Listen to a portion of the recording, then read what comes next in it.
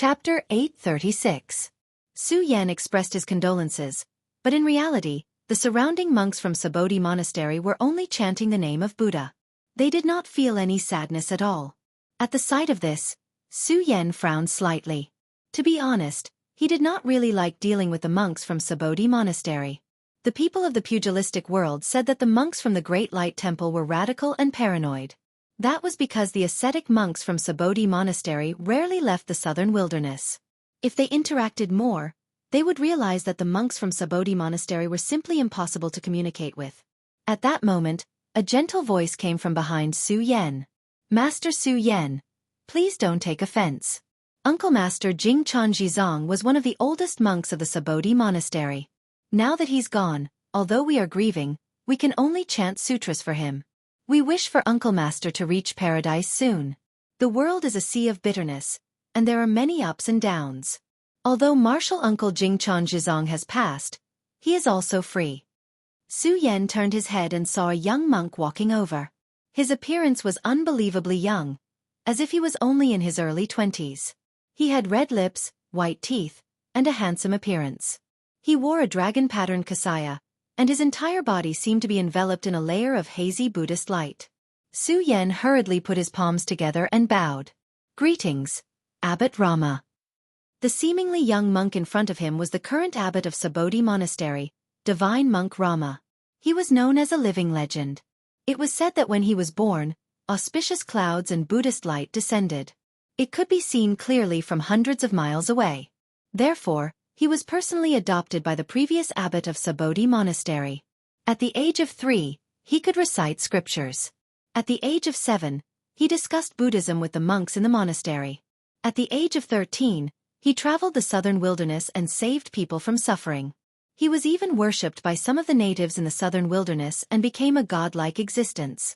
After experiencing thousands of tribulations, he took over the position of abbot of Subodhi Monastery at the age of 30. He had entered the arcane enlightenment realm earlier than his senior brother, Su Ci. Although he was very young and was not even as old as Su Yan, he was a supreme figure who could dominate the pugilistic world. Rama pressed his palms together and nodded. "Thank you, Master Void Words, for traveling so far to bring back Uncle Master Jingchan's relics. This penniless monk will arrange a residence for you. You can rest in the temple for a few days before leaving." Su Yan hurriedly said, "Abbot, you're being too polite. You and I both belong to the Buddhist lineage. This small matter is nothing. The Temple of Great Light has many matters to attend to, so I shall not disturb you any further." Although there was no conflict between the Great Light Temple and Subodhi Monastery, Su Yan still felt a little awkward letting him stay here. Since Su Yan said this, Rama did not stop him. He only personally sent Su Yan to the door before leaving. After returning to the monastery, Rama picked up the 7 treasures glazed cane that had lost its spirituality. He gently caressed the saber marks on it and closed his eyes. He sighed and said, "I only wanted to enter seclusion for a period of time while the mountain was sealed. Why did Uncle Master Jingchan Jizong go? Uncle Master has not left the temple for more than 10 years. Why is he going to the northern Yen this time? Can any of you give me an explanation?" Rama's voice was very soft and indifferent, as if he was discussing something. However, all the monks present, regardless of whether they were older or younger than Rama, trembled. At that moment, a monk who looked to be in his 40s, but his eyebrows and beard were all white, whispered, "I was the one who harmed Jingchan Jizong. If not for what I said, he would not have wanted to kill Chu Xiu." The monk had an exhausted expression on his face. Although he didn't look too old, his face was full of wrinkles. Although one could vaguely tell that he must have been a handsome young master when he was young, there was only a deathly aura left on his body at this moment. This person was Xiao Mocha from Subodhi Monastery. He had an extremely rough life. He was also the one who predicted that Chu Xiu would destroy Subodhi Monastery in the future. What happened to Chu Xiu was too shocking. After he told Jingchan Jizong, he did not tell anyone else. Therefore, he also believed that Jingchan Jizong's death was largely due to him. After Xiao Mocha told him everything, Rama sighed deeply. "Are you certain that the scenes you've predicted are real?" Xiao Mocha raised his head and said in a low voice, "Abbot, I would not joke about such things. If it was not for the safety of the sect, why would I waste 100 years of my life to predict the secrets of heaven? This result is absolutely correct. Even if Su Jing from the Great Light Temple came, he might not be able to predict it more accurately than me. Rama sighed again.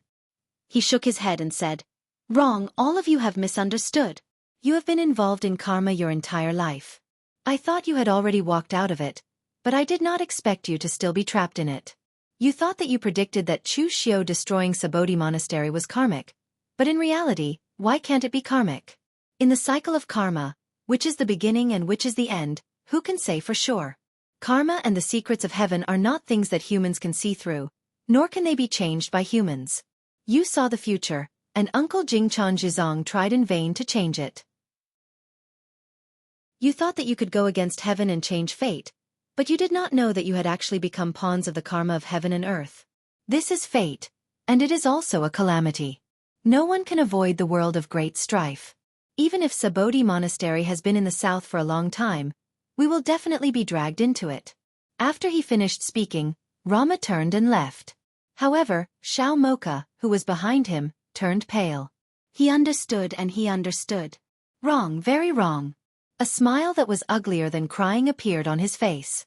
His voice was like a night owl's, hoarse and unpleasant to the ear. You tried in vain to change karma, but you became a pawn in karma. Su Jing, I am not as good as you. As soon as he finished speaking, Xiao Mocha immediately spat out a mouthful of blood. His expression was extremely weary. The other monks wanted to help him up, but Xiao Mocha waved his hand and staggered out. A great mistake had been made, but a mistake was a mistake. It could only be a mistake to the end. Next, Sabodhi Monastery might face endless trouble. At the same time, in the stronghold of the Yinma clan in eastern Qi, several big shots of the Yinma clan had gathered. For the Yinma clan, Chu Xiao's death was not only a loss of an outstanding future disciple, but also a resounding slap in the face. Of course, they needed to discuss whether they should return the slap or endure it. Apart from Wei Shuya, Qin Chaoxian and the other two warriors who had entered the 6 illusory realms naturally agreed to take revenge on Sabodhi Monastery.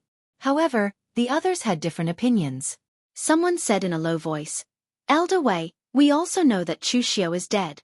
You are grieving, but you still have to calm down. That is Sabodhi Monastery, one of the 2 Buddhist sects of the north and the south.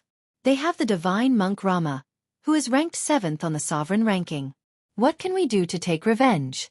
Also, to put it bluntly, when Yuan Tianfang died at the hands of the Great Light Temple's vain thought Zen Hall's chief Su Du, we did not take revenge. Instead, we endured it. This time, something happened to a junior like Chu Xiao, and we have to mobilize the entire power of the Yinma clan. I'm afraid this is a little unreasonable. It will disappoint our subordinates." Wei Shuya suddenly raised his head when he heard that. The sharpness in his eyes made others not dare to look him in the eye. Most of the time, Wei Shuya looked like he had not woken up yet. He looked like an old man on the street who moved a chair and basked in the sun all day. However, many people had forgotten that this person was one of the 5 great sky demons who had once fought against the entire orthodox pugilistic world on the 9th Heaven Mountain. Last time, Yuan Tianfang was courting death. Moreover, he was killed by a martial artist who was a generation younger than him. What else could we do? However, this time, Sabodhi Monastery bullied the weak and went too far. If he could kill the disciples of the Yinma clan, why can't the disciples of the Yinma clan kill their disciples? I know what you are afraid of. It is because the one who died was not your own disciple, but your own people. That's why you are afraid of sacrificing yourself. However, don't forget that we, the Yinma clan, have the legacy of the Kunlun devil cult in the past. If the sect leader really comes back one day and sees our cowardly appearance, even the sect leader will not admit that we are part of the Kunlun devil cult." The people present were speechless by Wei Shuya's words, but some still said in a low voice, "Elder Wei, it is not that we are afraid of sacrificing ourselves. We are all carrying a head on our shoulders. Who is afraid of who? However, the problem is that we do not want to make meaningless sacrifices. The great battle between the orthodox Tao and the devil had just ended not long ago. Who does not know the power of the mysterious realm of heaven and earth? If we make a move now, there is only one problem to consider. That is, who can stop the divine monk Rama? As long as Rama does not make a move, I don't care if he is Jingchan Zhizong or Jingchan Retard. I want to see whether the heads of those old monks are harder or my heaven-weeping demon blade is harder. Wei Shuya said lightly. Rama? We can't stop him, but someone can. Who? Yi Xiaonan. The people present immediately fell silent. Someone said hesitantly, Elder Wei, do you mean to ask the moon-worshipping cult for help? Wei Shuya said in a low voice. It is not a request, but a transaction. The Yinma clan will not ask the Bright Demon clan for help. Both sides can only make a deal.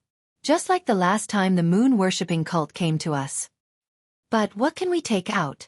The price of asking a heaven and earth mysterious realm powerhouse to make a move is probably even greater than the price Dong Huang Tai paid for us last time. Wei Shuya glanced at those people and said lightly, Don't worry. Chu Xiao is a member of my clan, so I should take more. I will take the price of asking Yi Xiaonan to make a move. However, I hope that you will not hold back when the time comes to attack the Sabodhi monastery. Hearing Wei Shuya's words, everyone present hurriedly said, Of course. This is a matter that concerns the reputation of the Yinma clan. Of course we will not hold back. Wei Shuya let out a deep sigh when he saw this scene. His clan's successor had been killed. If it had been Feng Qi Xiao or Zhang Qingjin who had died, the Sword King City and the Celestial Master Mansion would definitely fight to the death with the other party. In the end, the Yinma clan had to discuss for such a long time, hesitate for so long, and pay all kinds of prices to seek revenge. This made Wei Shuya feel bitterly disappointed. Chapter 837.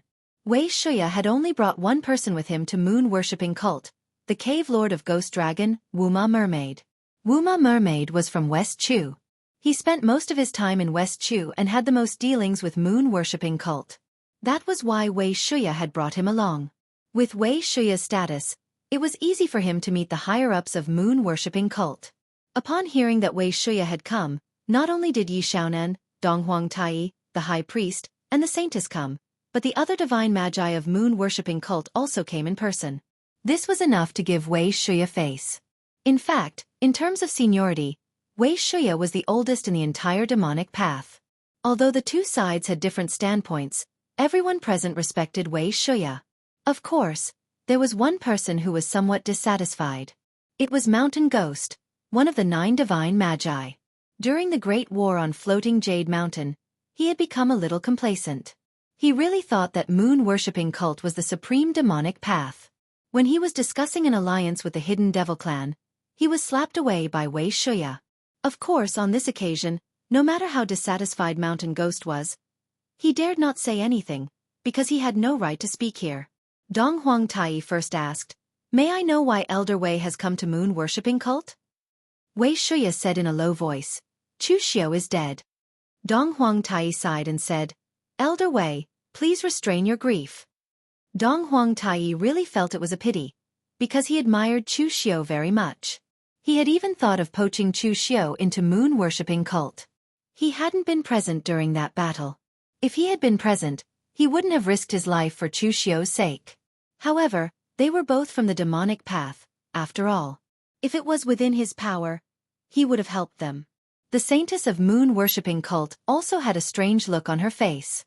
Even now, she could not believe that Chu Xiao was really dead. Within the entire demonic path, the most outstanding junior of the younger generation was naturally Chu Xiao. Her light was completely overshadowed by Chu Xiao. However, she was very curious about Chu Xiao. At the same time, she didn't pay much attention to things like false reputation.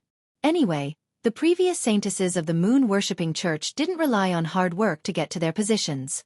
In the end, such a person died. This made the moon-worshipping sex saintess feel a little strange no matter how she thought about it. Wei Shuya said in a low voice, I do not need to grieve. My demonic path lineage believes in blood for blood, a tooth for a tooth. This time, I came to ask Cult Master Yi for help. At present, my Yinma clan can't deal with divine monk Rama. Dong Huang Tai and the others frowned. Moon-worshipping church had just finished a great battle between the righteous and demonic paths. At this time, they didn't want to take action again. However, before Dong Huang Tai and the others could refuse, Wei Shuya took out a booklet and said in a low voice, This is the handbook of Patriarch Dugu explaining martial arts to the 4 demon lords. As long as Cult Master Yi agrees, this is yours. There weren't many things in the Inma clan, but there were definitely a lot of things left behind by the Kunlun devil cult. However, this handbook didn't belong to the Inma clan, but to Wei Shuya. In the past, among the 9 heavenly demons of the 9 heavenly mountains, some of them were the true heirs of the Kunlun devil cult. They had a lot of good things in their hands. After the 5 heavenly demons were destroyed, they specially handed over their things to Wei Shuya before they died. Therefore, Wei Shuya's family background was not ordinary. At this time, before Dong Huangtai said anything, Yi Xiaonan said directly, I agree. For Yi Xiaonan, he didn't even want to learn Dugu Weiwei's martial arts experience. He just wanted to see how much difference there was between him and Dugu Weiwei. Wei Shuya laughed and threw the booklet to Yi Xiaonan, saying, Cult Master Yi is straightforward. I'll leave Rama to Cult Master Yi. As long as Cult Master Yi can guarantee that Rama won't take a step out of Sabodhi Monastery, leave the rest to my Inma clan. After saying that, Wei Shuya left directly. Yi Xiaonan also took the booklet and left. At this time, the high priest of moon-worshipping church suddenly asked Dong Huangtai, when Chu Xiu was killed, weren't you there? If you were there, would you help that kid? Dong Huangtai thought for a moment and said, most likely. That kid is very much in line with my temperament. It's a pity that he stayed in the Inma clan. Elder Wei is a character. He dares to play so big at such an old age, but the others are just cowards. Aren't you afraid of nurturing a tiger? After all, that kid is a member of the Inma clan. Although we are all of the Devil Dao, we are not on the same path. Dong Huangtai laughed and said, that kid may be a tiger, but Cult Master is a dragon among men. As long as Cult Master is here, no matter who he is, Cult Master can suppress him. Forget it, it's useless to think about these things now. Whether Chu Xiu dies or not, it's good for our moon-worshipping church. In the previous war between the righteous and the demonic, our moon-worshipping church was the protagonist. Now, it's time for the Inma clan to make trouble. Dong Huangtai was right. When the Inma clan made trouble, the power was far beyond the imagination of the people of Jianghu. Half a month later, almost all the experts of the Inma clan went to the South Barbarian land and began to kill the warriors of Sabodhi Monastery outside, as well as some of the South Barbarian tribes that were close to Sabodhi Monastery. The monks of Sabodhi Monastery did not produce, but they also needed to accept worship. Therefore, in the South Barbarian land, there were many tribes that were willing to devote themselves to Buddhism and worship Sabodhi Monastery. Of course, this was just a nice way of saying it. In fact, these South Barbarian tribes needed the protection of Sabodhi Monastery. At the same time, they provided various resources and other things to Sabodhi Monastery. And this time in the attack of the Inma clan, these people also became one of the targets. Since then, many South Barbarian tribes were frightened and immediately smashed the Buddha statues in their houses. As long as someone came to their door, they would directly say that they were irreconcilable with the bald donkeys of Sabodhi Monastery, and only hoped that the other party would spare their lives. What the Inma clan did was to dig up the foundation of Sabodhi Monastery and destroy its reputation. Therefore, Sabodhi Monastery immediately prepared to fight back. But at this time, moon-worshipping church master Yi Xiaonan went to Sabodhi Monastery in the south and fought with Rama again. He forced Rama to not come out of Sabodhi Monastery. Both sides seemed to be in trouble. Of course, even so, Sabodhi Monastery was one of the North and South Buddhist sects. Even without Rama, the others were not to be trifled with. Sabodhi Monastery immediately issued an edict and recalled all the sadhus outside. Some of the experts in the sect also took action and began to fight fiercely with the Inma clan. At this time, both sides had victories and defeats, but in fact, Sabodhi Monastery was at a disadvantage.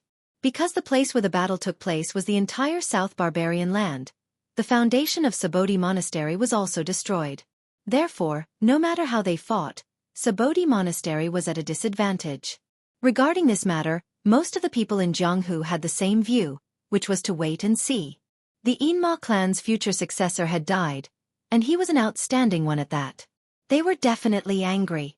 On the contrary, if the Inma clan endured it, it was either the other party had a conspiracy or the other party was strong on the outside but weak on the inside. Therefore, no one stopped the Inma clan from venting their anger. They just wanted to see how strong the Inma clan was. If things were out of control, then they would join forces to stop it. Otherwise, why would they join forces? so that they wouldn't be splashed with blood. In the end, the result of this matter was also within the expectations of the people in Jianghu.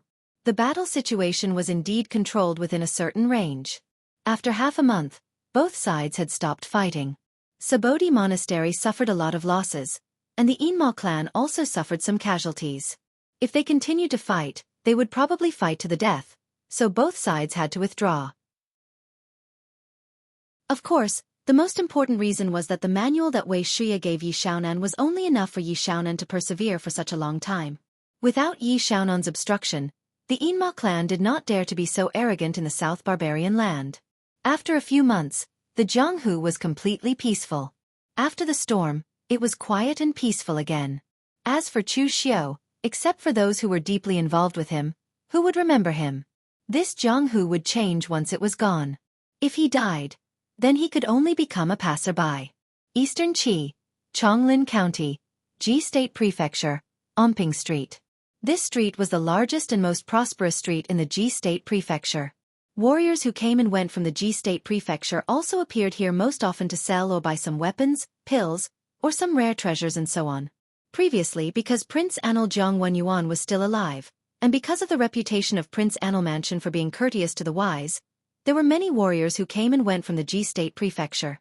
But with the collapse of Prince Anil Mansion a few years ago, this Ji State Prefecture was no longer as prosperous as before. The number of warriors who came and went directly decreased by more than half. At this time, in a shop called Treasure Pavilion on Omping Street, a short and fat old shopkeeper was leisurely basking in the sun at the door. His treasure pavilion was the property of the Ji State Prefecture's 5 yuan gang.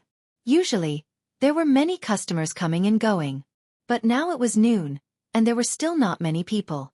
As the shopkeeper, he could only sit at the door and bask in the sun. At this time, a skinny, wretched-looking middle-aged man came out of nowhere. He came to the shopkeeper's side and said, "Shopkeeper son, don't sleep. I've brought you something good." Shopkeeper's son slowly opened his eyes and said with disdain, "So it's you, Li Bu-san. Do you have nothing better to do? Running over to tease me? With your conduct, what good things could you possibly have on you?" Li Bu-san acted as if he had been greatly wronged. He said loudly, "I say, shopkeeper son, as the saying goes, you can't judge a book by its cover. How do you know that I, Li Bu-san, will not be rich one day? Let me tell you, I once accompanied an important figure of the Jianghu to roam the Ji State Prefecture. He gave me an ingot of purple gold. Even now, I can't bear to spend it. I'm still worshipping it at home." Shopkeeper's son said with disdain, "Don't brag. The important figure you speak of died in the secret realm with the high monks of the Sabodi Monastery a few months ago. In the future, you don't need to worship him. You can just burn incense. Let me tell you, kid, if you make fun of me, this master, the consequences will be very serious." Li Bu-san laughed. "Look at what you're saying. I can make fun of anyone, but not you. Look, the good stuff is here." As he said this, Li Bu-san carefully took out a package. Inside were a few secret boxes, a few bottles of pills, and a few pieces of scrap metal. Among them was a red bead. It was as red as blood, as if it was condensed from fresh blood. Chapter 838. Shopkeeper's son looked at Li Bu-san and asked suspiciously, "Where did you get these things from? Don't tell me they're illegal goods?"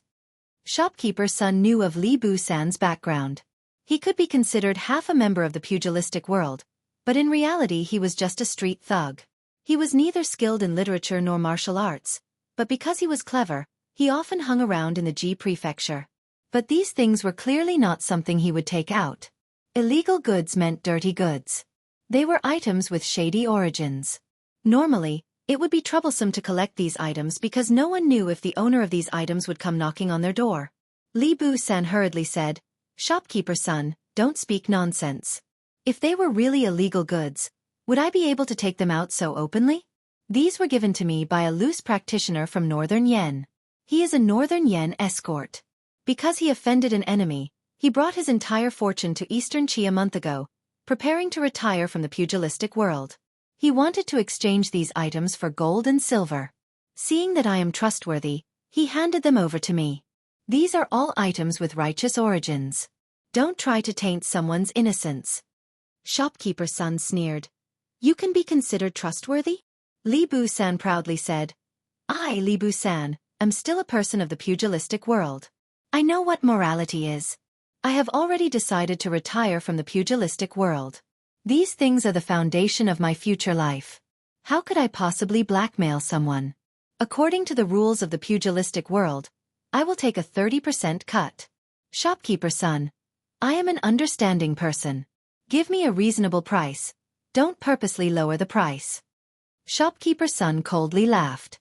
As he flipped through the items he said, Don't worry.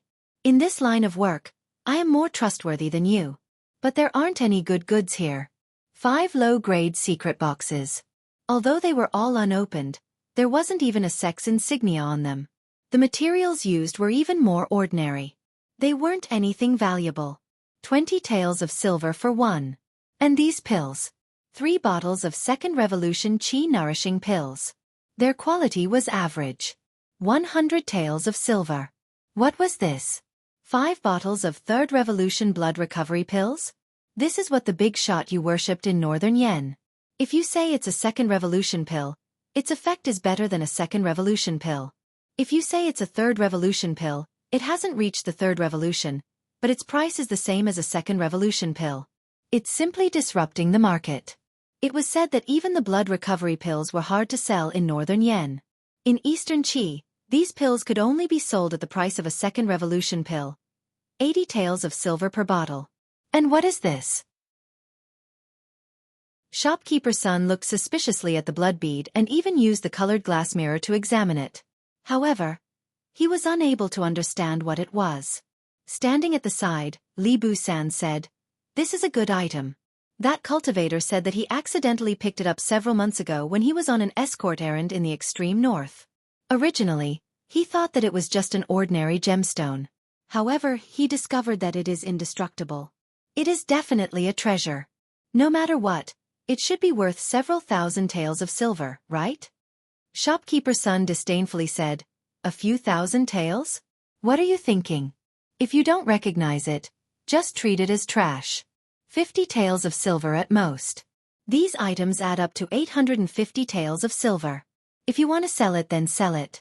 If you don't, then forget it. Li Bu-san rubbed his hands together and said, Shopkeeper son, we are all acquaintances. Can you raise the price a little more?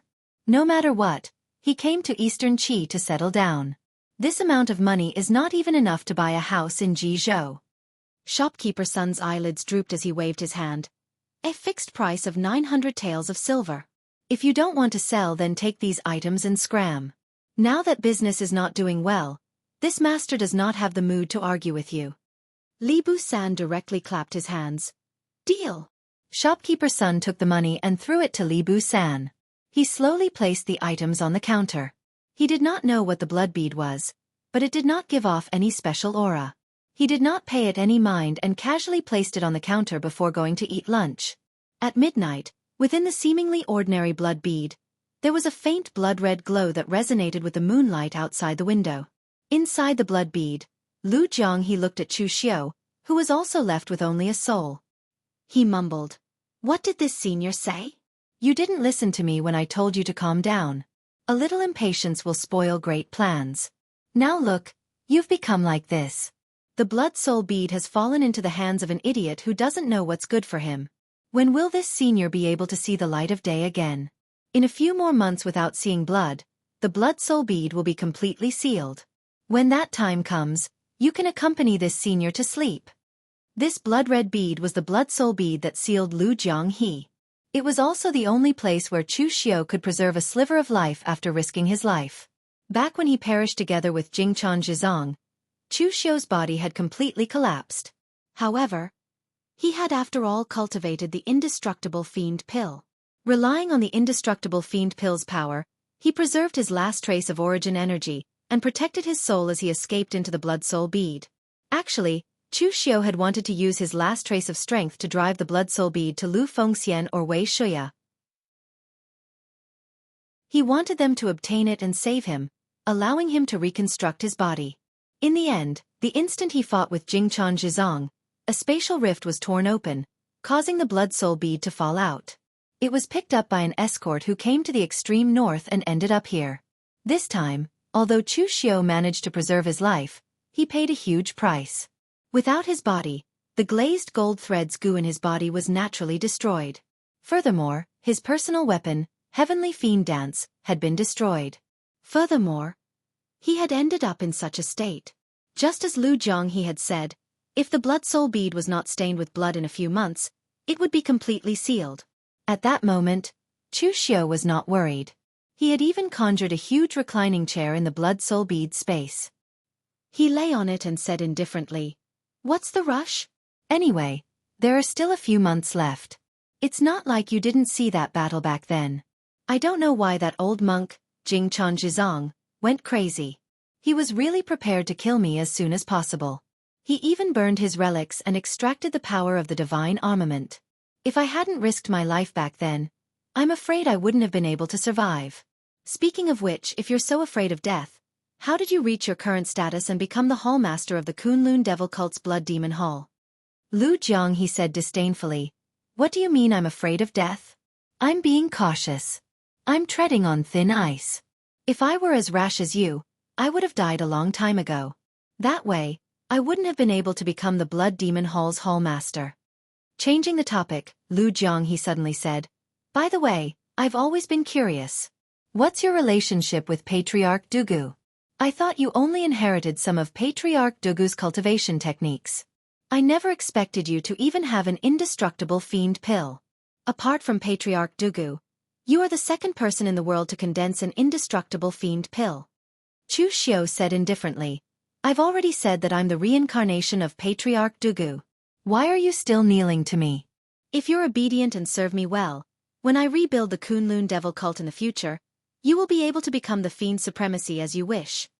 Lu Jiang, he snorted coldly and said, "As if I'll believe you. Lord Sect Master definitely doesn't look like you."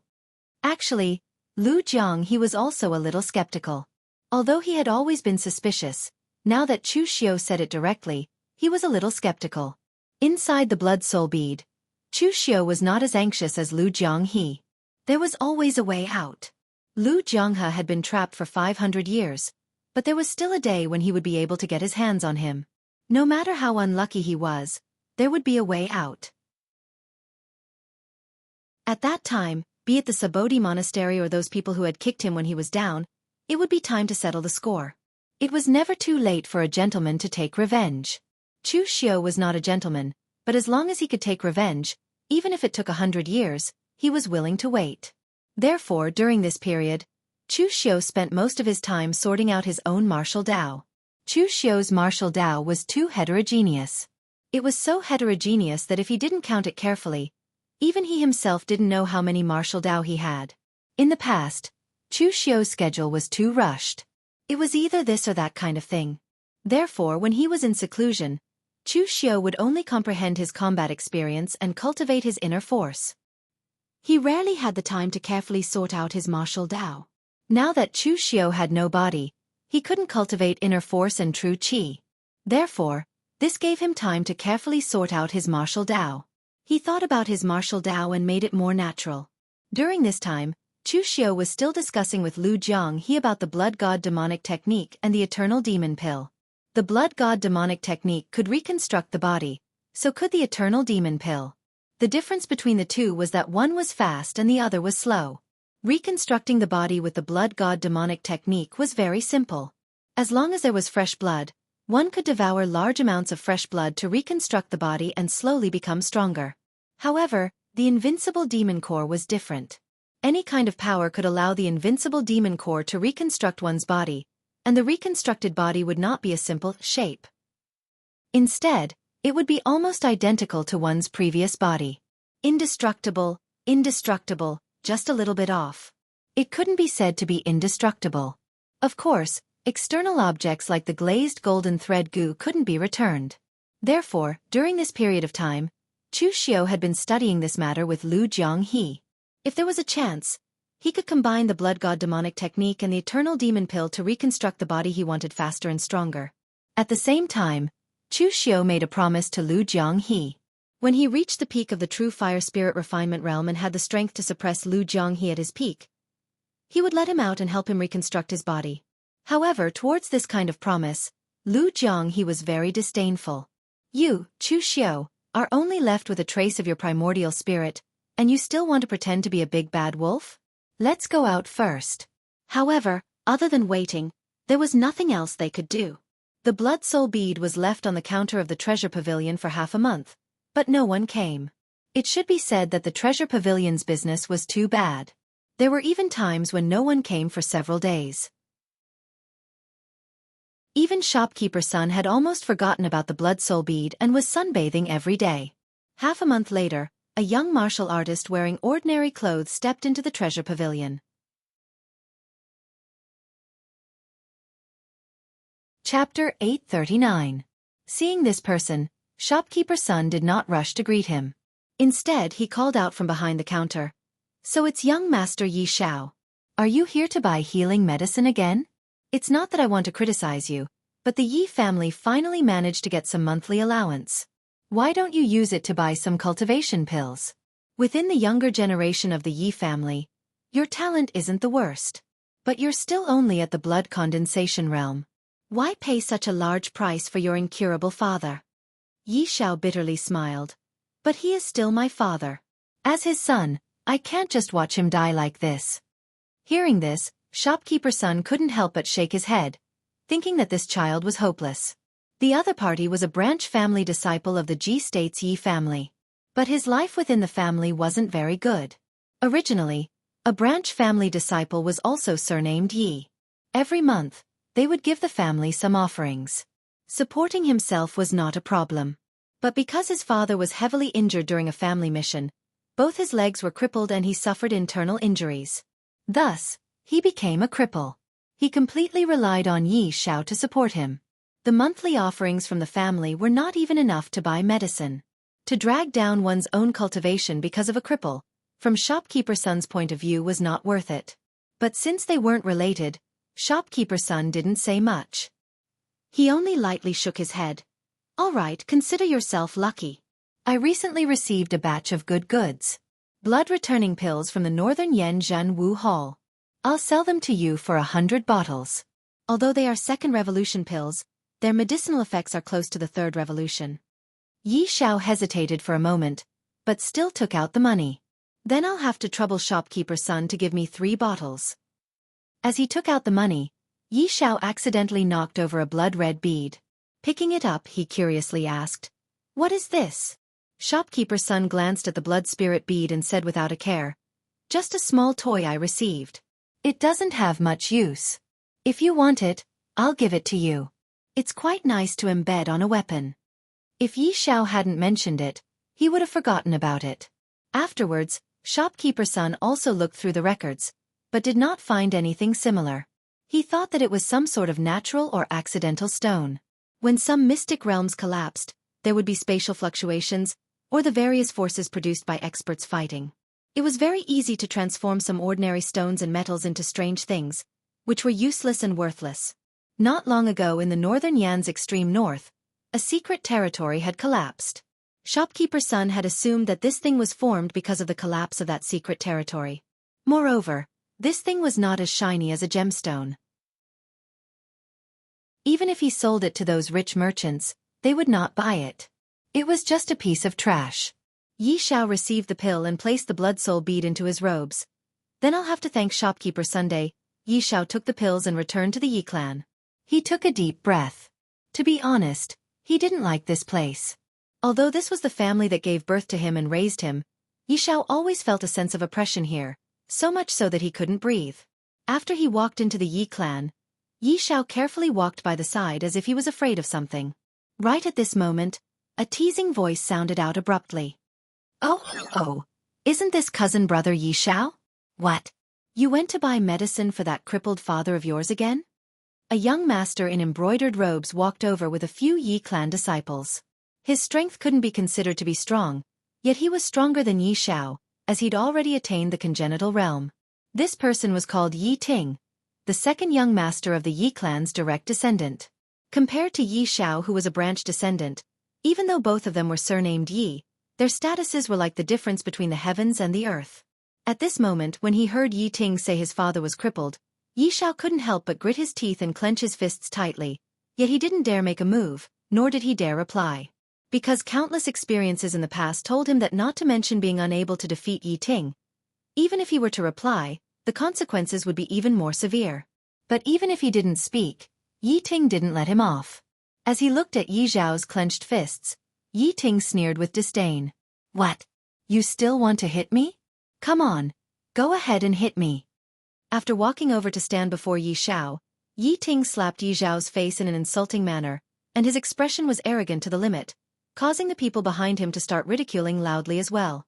The flames of rage in Yi Xiao's eyes blazed. But he just raised his fist when Yi Ting kicked him flying, and then Yi Ting stepped on Yi Xiao's hand. Amidst Yi Xiao's cries of pain, Yi Ting withdrew the medicinal pill in Yi Xiao's pocket and sized it up before saying with disdain, "Blood recovery pill? The clan didn't give you allowance for you to raise a cripple. You're truly a disgrace to my Yi clan." As he spoke, Yi Ting directly tossed the medicinal pill to the side, causing the porcelain bottle to shatter and the medicinal pill to scatter all over the ground. When he saw this scene, Yi Xiao immediately stood up and carefully picked up those medicinal pills. Yi Ting didn't stop him this time, and he just roared with laughter with the others. "Look, doesn't he look like a dog?" The others immediately chimed in. "Yes, second young master says he looks like a dog. He's surely a dog, and he can't become a pig even if he wants to." Yi Xiao trembled as he picked up the blood recovery pill, and under the ridicule of the others, he returned to his own small courtyard dejectedly. His father was already haggard in appearance, and his internal injuries had already relapsed, causing him to be unconscious for most of the day. After he helped his father consume the blood recovery pill, Yi Xiao returned to his own room and removed his clothes that were covered in dirt from being kicked earlier, and a wave of piercing pain came from his hand. His entire right hand was already dripping with blood from being stepped on by Yi Ting earlier. Meanwhile, a ding sounded out, and when Yi Xiao lowered his head to look, the blood-colored pearl he got from Manager's son had fallen onto the ground. Yi Xiao instinctively picked it up and placed it on the table. At this moment, he was still dejected, and he didn't notice that at the instant the blood-colored pearl came into contact with his blood, it abruptly bloomed with a wisp of a blood-colored glow, and it seemed to be evil and dazzling. At this moment, Yi Xiao was unable to notice all this, as only a single word echoed out in his mind. Why? In the entire Yi clan, his strength wasn't the weakest, but no matter if it was a branch family disciple or a direct descendant disciple like Yi Ting, all of them took pleasure in bullying and humiliating him. I've obviously never offended them, and I've obviously already exercised forbearance, not retaliating when hit, not retaliating when scolded, so why do they still want to bully and humiliate me? Why? Why? You want to know why?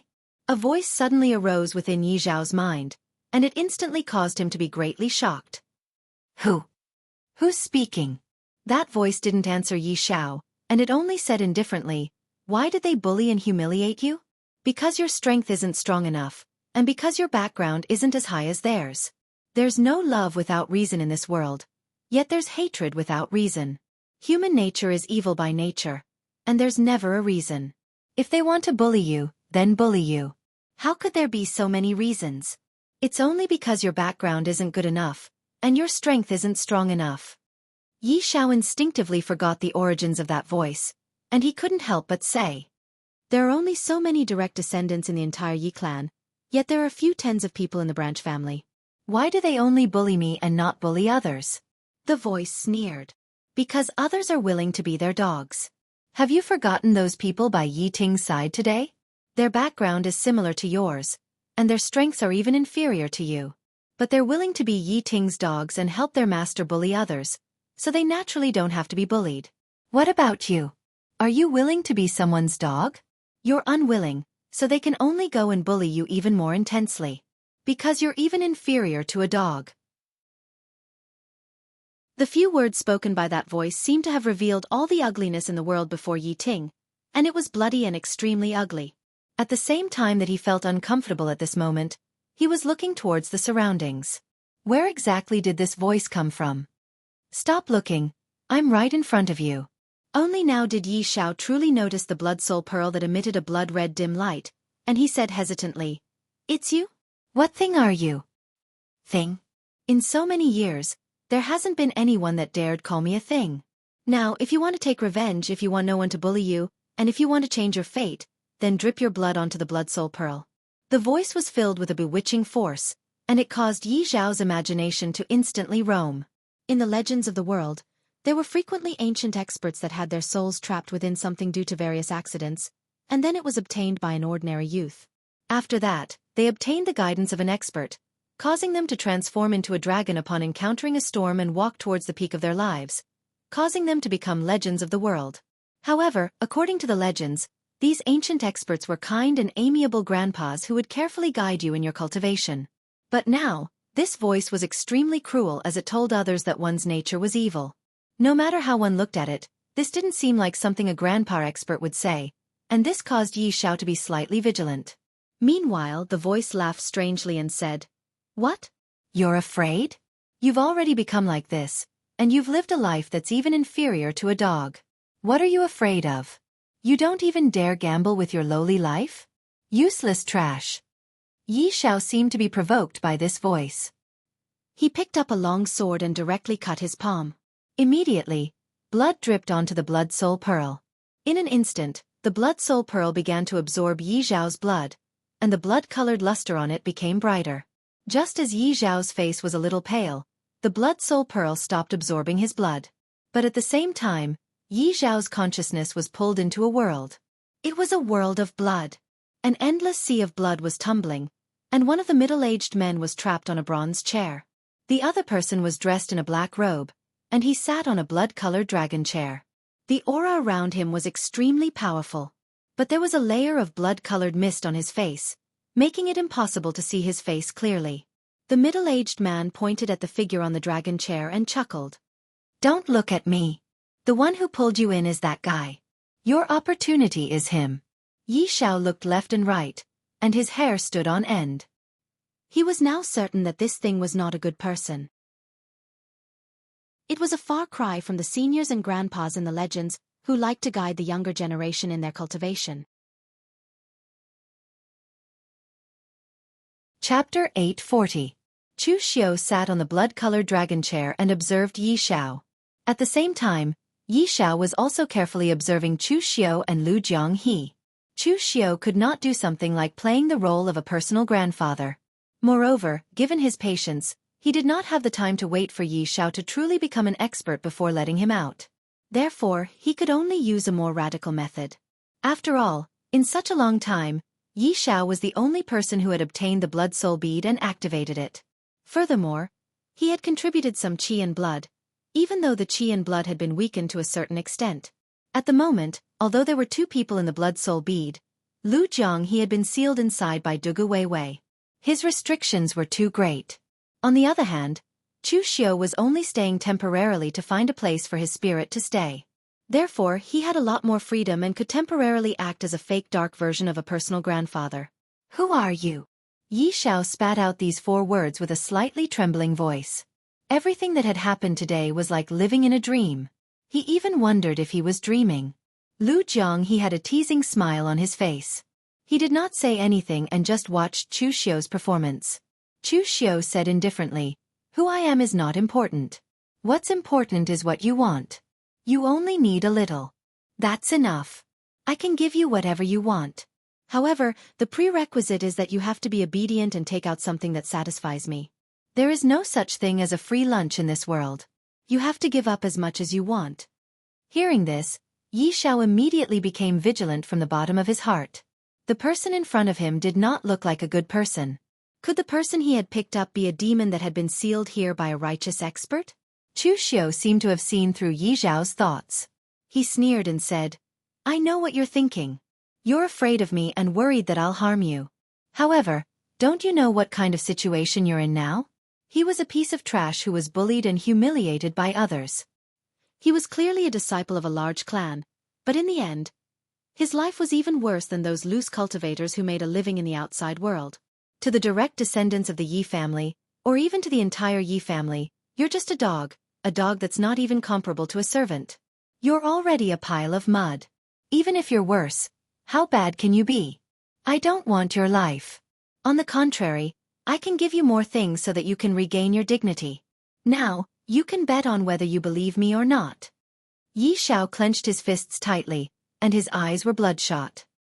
He thought about all the humiliation he had suffered over the years, and how he had been humiliated even though he had been very careful and not done anything.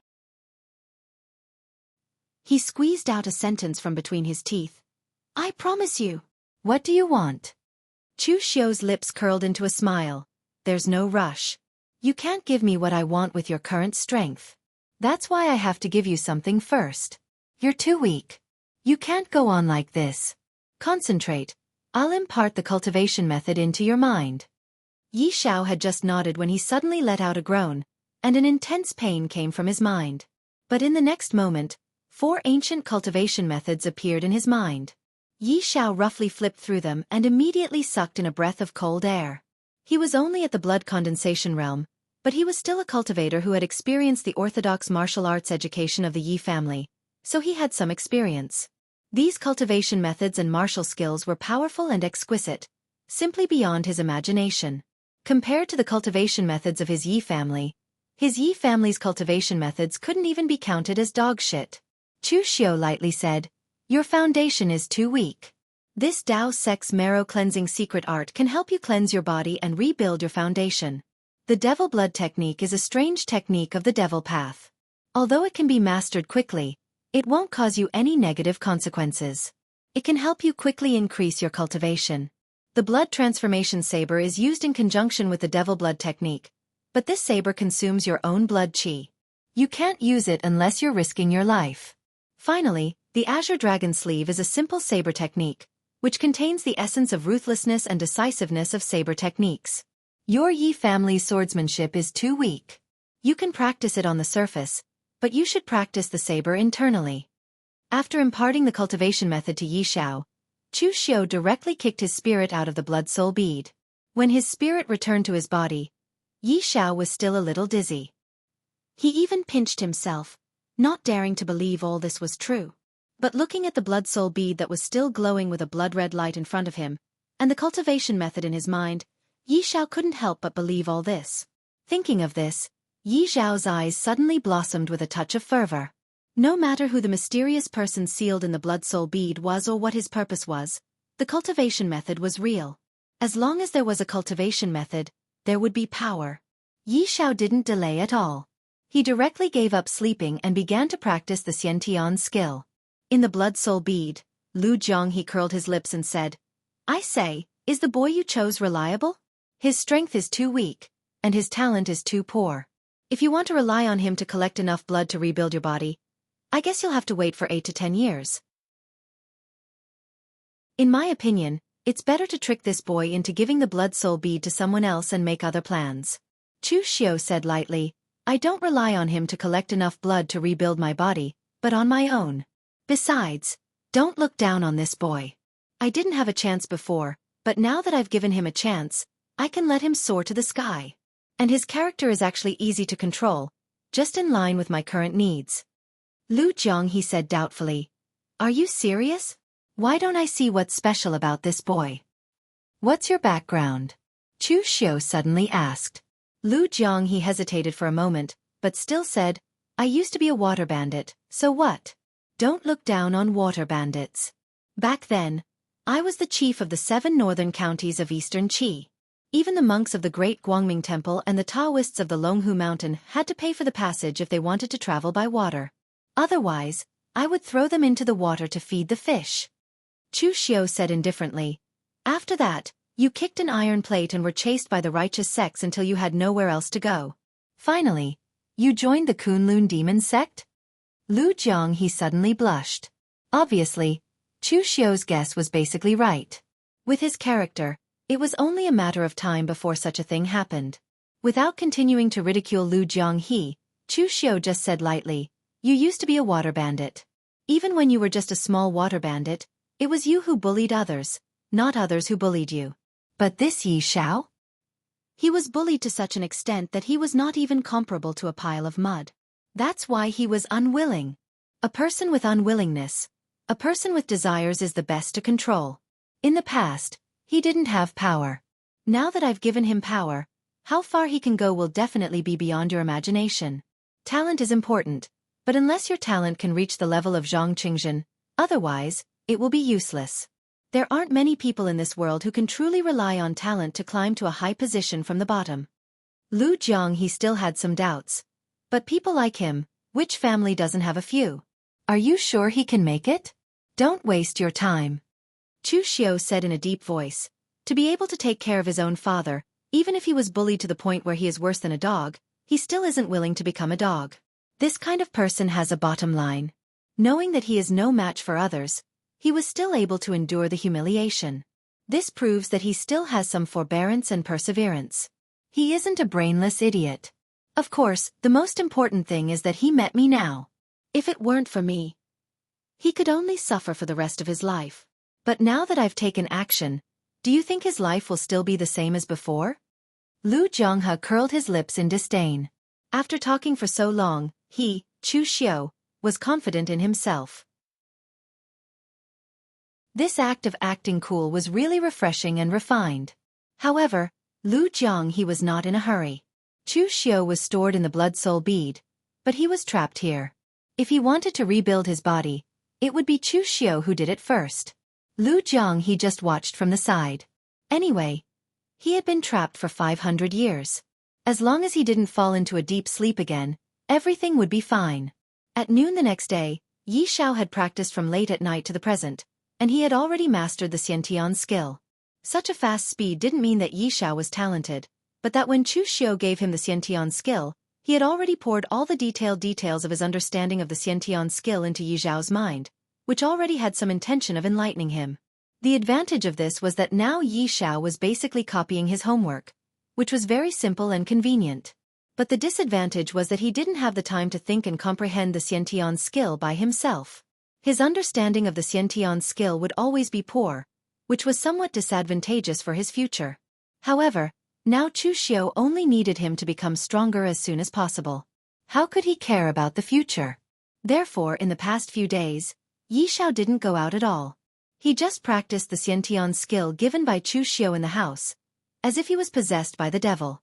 It wasn't until 10 days later that someone came to him and informed him that the family was going to hold a meeting and asked him to rush over. In the past few days, in addition to occasionally giving pointers to Yi Xiao, Chu Xiu also inquired about the recent events in Jianghu and the current situation of the Yi family. It had been half a year since the collapse of the illusory Six Realms. In addition to the matter of Wei Shuya helping to take revenge, Yi Xiao didn't know about the specific situation of the Guanzhong torture room and the Zhenwu Hall. After all, he was just a collateral disciple of a small family in a small town. He didn't have the mood, nor did he have the channel to know these things. Chu Xiu didn't let Yi Xiao inquire about it. Even if Yi Xiao knew that something had happened to his foundation, he couldn't care less. He didn't even have a body now. If he knew, it would only add to his troubles. Therefore, for now, he could only think of a way first. After his body was reconstructed and his strength was restored, he could think of other things. Chapter 841. The Yi family that Yi Xiao was from was actually not very strong. It was slightly stronger than the Chu family that Chu Xiu was from, but not by much. The patriarch of the Yi family, Yi Kuan, was at the inner supreme realm. It was said that the Yi family had a patriarch who had reached the three-flower realm, but he had not come out to manage matters for many years. In theory, anyone could participate in the Yi family's meetings, but in reality, collateral disciples like Yi Xiao could only stand at the side and listen to instructions. Those who were truly qualified to participate in the discussions were the 10 or so direct descendants of the Yi family. Yi Kuan sat on the main seat and said in a deep voice, "The birthday of the Sun family's patriarch will be held in half a month. I've prepared the birthday gifts, so I'm going to send some young disciples to attend the birthday celebration. I'll choose from all of you. Remember, don't embarrass the Yi family." The collateral disciples present nodded in agreement, and their faces revealed excited expressions. This was not difficult at all. It was a complete show of face. Moreover, it was the Sun family of River East, one of the 9 great families. Other families that were similar in strength to the Yi family did not even have the chance to attend the birthday celebration. The Yi family had the right to attend because they had a mine that provided materials for the Sun family of River East. They could be considered a vassal of the Sun family.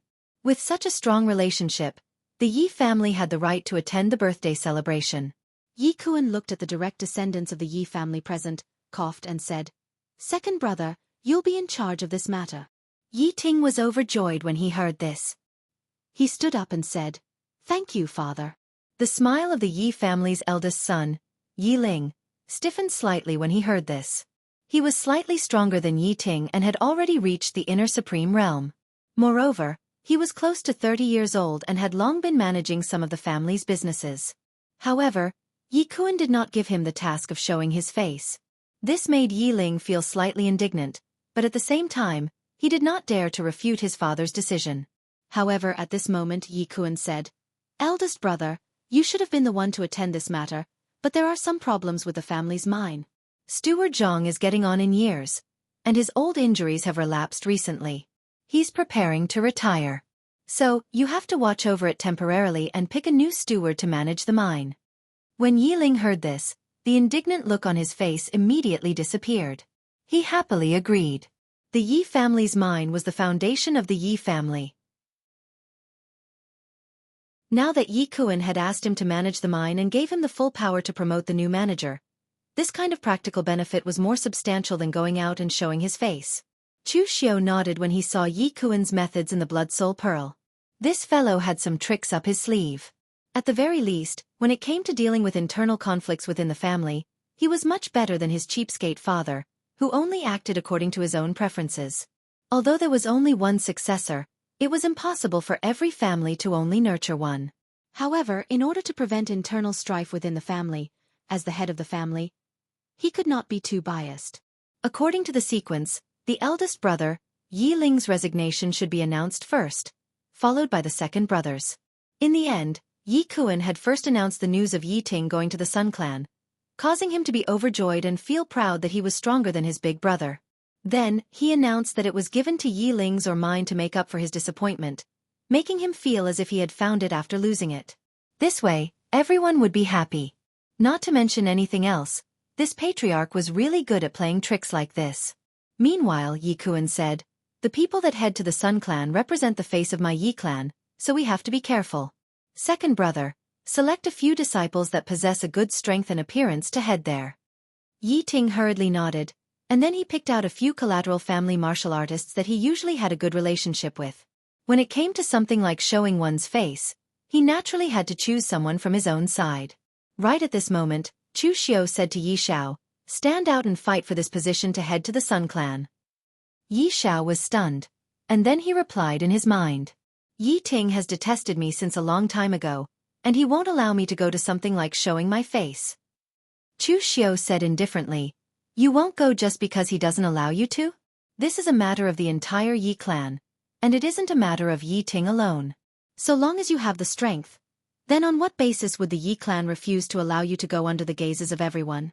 If you want to stand out, then you must stand before everyone and walk out of the Yi clan. Otherwise, if you stay in a tiny place like this for your entire lifetime, you can only be a frog at the bottom of a well." When he heard Chu Xiao, Yi Xiao gritted his teeth and stood out. "Patriarch, disciple is willing to go as well." As soon as these words were spoken, everyone present was stunned. Yi Xiao's sense of existence in the entire Yi clan was extremely low, and he was extremely stubborn. He didn't say a single word when being bullied and targeted by Yi Ting, so he was detested by the latter. There weren't many people in the entire Yi clan that were willing to come into contact with him, as they were afraid of drawing trouble to themselves. Never had they imagined that he would actually take the initiative to stand out and strive for benefits. But did he have the qualifications? Even if it wasn't for Yi Ting, he wasn't ranked amongst the collateral family disciples of the entire Yi clan. The parents and seniors of the other collateral family members of the Yi clan were still alive, and they prepared medicinal pills and cultivation resources for them. Only Yi Xiao didn't have all these things. He even had to take out his allowance to purchase medicinal pills to raise his crippled father that was on the verge of death, and his cultivation had fallen behind the others since long ago. Yi Ting grunted coldly. "What trouble are you causing? Fuck off to the side." Yi Xiao didn't answer, and he just straightened his neck and looked at Yi Kuan as he said, "Patriarch, disciple feels that I have the qualifications to go." Yi Kuan looked at Yi Xiao for a short while before vaguely remembering this Yi clan collateral family disciple. He wasn't infuriated. As a Yi clan disciple, wanting to stand out and rise up was a good thing. Even if his own son didn't like Yi Xiao, he was surnamed Yi after all. Yi Kuan only said indifferently, "Do you think you have the qualifications?" But something like qualifications isn't something that can be obtained just by talking about it. Second brother, find someone and test his strength. Yi Ting gestured with his mouth, and a Yi clan collateral family martial artist laughed savagely as he walked out. Cousin brother Yi Xiao, swords have no eyes, you have to be careful. This collateral family martial artist was at the blood condensation realm as well. Even though he was younger than Yi Ting, the time he stepped into the blood condensation realm was much earlier than Yi Ting, and defeating Yi Ting was extremely easy. Right when that Yi clan disciple had just raised the sword in his hand and intended to execute the Yi clan's breezy fallen leaf sword to attack Yi Xiao, a wisp of a cold light suddenly flashed by. A clang sounded out as the sword in the Yi clan disciple's hand was actually directly blasted flying, and it was even to the extent that a wound split open between his thumb and forefinger, causing fresh blood to flow out. After a short moment, he seemed to have recovered from his shock, and he looked at his own hand as he let out a sharp cry. Everyone from the Yi clan present looked at Yi Xiao with gazes as if they were looking at a freak. He blasted his opponent's weapon flying with a single move. Then wouldn't he only need 2 moves to take his opponent's life? Where did Yi Xiao get such strength from? Why is his sword so swift? Yi Kuan stared fixedly at Yi Xiao as well. He possessed a strength at the inner energy realm, so he naturally saw through everything long ago. Yi Xiao only made a simple slash, but the speed of this slash was too fast, so fast that his opponent couldn't even react in time. This slash was not some powerful martial art technique, but simply displayed its extreme speed and accuracy. Moreover, he also discovered that Yi Xiao's foundation was actually very solid, which was very rare in a small clan like theirs. However, no matter what, it was also a good thing that such an outstanding young man had emerged from the Yi clan's side branch. Therefore, Yi Kuan just casually waved his hand and said, "Not bad. In 3 days, you will follow second brother and the others to the Sun clan. Remember, don't show any fear, and don't embarrass our Yi clan." Yi Xiao walked out expressionlessly, and the expressions of the surrounding people also changed a little when they looked at Yi Xiao. Yi Xiao couldn't explain it, but in short, it was not the contemptuous and disdainful gaze from before. This kind of feeling was very good. "Do you feel it? This is power." Chu Xiu's voice rang in Yi Xiao's ear. His tone was very light, but it was filled with a strange bewitching power. Only when you pick up a sword and possess sufficient strength would you be taken seriously by others. Things like grasping the authority of the world when awake and lying on the knees of beauties when drunk are utterly bullshit to you now. Having power isn't able to allow you to obtain anything, yet it's able to make others unable to take away something from you. For example, dignity. Yi Xiao took a deep breath and clenched his fists tightly. He'd already made his decision. No matter what the origins of the mysterious person within the blood-colored pearl was, or if he was some sort of demon or ghost, so long as the mysterious person was able to give him strength, then he would follow the mysterious person until the end. The taste of strength was something that no one that had tasted it would ever want to give up. If those so-called people that had retired from the world really wanted to retire from the world, then why didn't they seal their meridians and cripple their own cultivation? In this way, under the precondition that their lifespans weren't affected, they wouldn't possess the slightest bit of martial strength, and they would be completely cut off from the world. But in reality, there weren't many that would really do this, because they were unable to part with their strength. Presently, Yi Xiao was like this as well. He'd truly tasted the taste of strength, and he was unwilling to part with it, nor was he able to let it go. 3 days later, Yi Xiao was going to head to the Sun clan with Yi Ting and the others. Of course, it wasn't just Yi Ting that was leading the group, and there was a branch family senior of the Yi clan that possessed a strength at the congenital realm as well. The senior frequently walked in the trading companies that weren't part of the industry, and he possessed comparatively abundant experience.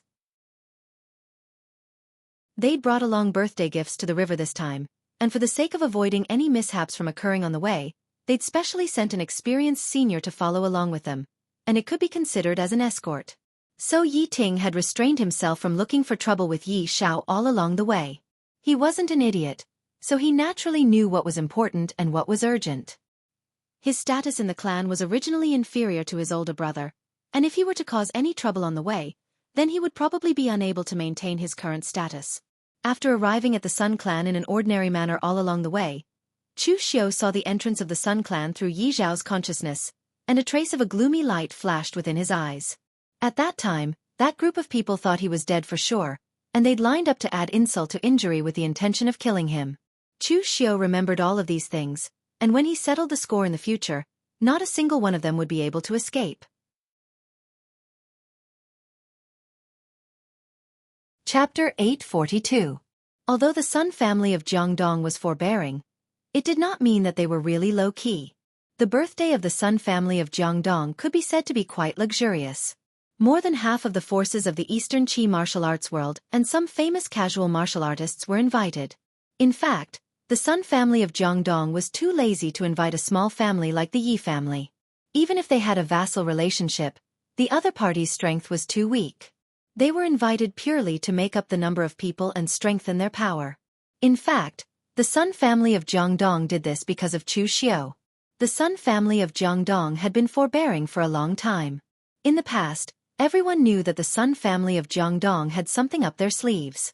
Although they were forbearing to the big forces and even bowing to them, they would not pretend to be weak to those forces with similar strength. On the contrary, they would pretend to be the boss. But in the illusory Six Realms, the two mainstays of the Sun family of real pellet state were killed by Chu Xiu. This was a huge loss for a sect like the Sun family of Jiangdong. At the same time, it also attracted other forces to probe and spy on them. Therefore, Sun Zuchong, who hadn't held a birthday party for decades, suddenly wanted to hold one this time. He even made it such a grand occasion because he wanted to tell the other forces and sects that although the Sun clan of River East had suffered a loss this time, it was only a tiger that had lost 2 teeth, and its claws were still there. When other big forces entered the Sun family of Jiangdong, they were personally greeted by the disciples or deputies of the Sun family of Jiangdong. But an inconspicuous small family like the Yi family did not have such treatment. Only a servant led them in, and he even said arrogantly, "After entering, be careful for me. Don't offend any big shots. You can't afford to offend them." Yi Ting, who was still aggressive in the family, quickly nodded and bowed at this time. His attitude was extremely respectful. Only Yi Xiao felt a little uncomfortable. They were obviously guests who came to celebrate, but why were they even inferior to servants? But at this time, the other people of the Yi family did not have such a mentality. Instead, they were still looking at the guests and sighing. At other times, they wouldn't see so many experts from the major factions in the underworld.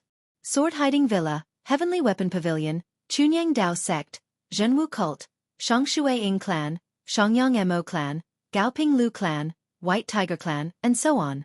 There were even people from the Eastern Qi Imperial Court. When these people arrived, they were all welcomed respectfully by the disciples of the Sun clan of River East. They had an extraordinary bearing, and Yi Xiao was actually a little envious of them. "Are you envious of these people?" Chu Xiu's voice suddenly rang in Yi Zhao's ears. Yi Xiao was stunned for a moment before replying, "Of course I'm envious. A real man should be like this. His reputation will shake the martial world, and he will be treated with respect wherever he goes." Chu Xiu smiled and said, "Don't worry, when you have power and status, you will also receive such treatment. However, don't be fooled by their current glory. If they were to encounter someone stronger than them, or a force stronger than them, they would still have to treat them with respect." Yi Xiao nodded and suddenly asked, "Then senior, were you like them before?" Yi Xiao was not an idiot. This senior, who was only left with his primordial spirit, had been trapped in a small bead, but he was still able to retain his primordial spirit. This kind of strength must have been achieved by those legendary masters. Moreover, the few cultivation methods that he had casually pulled out could instantly destroy the Yi clan's cultivation methods. His background was certainly not ordinary. He did not dare to inquire about Chu Xiu's identity, but at this moment, he could not help but test him. Chu Xiu let out a strange laugh and said, "It's a little different. If I appear in front of them now, there will be those who hate me, those who fear me, and those who want to kill me again.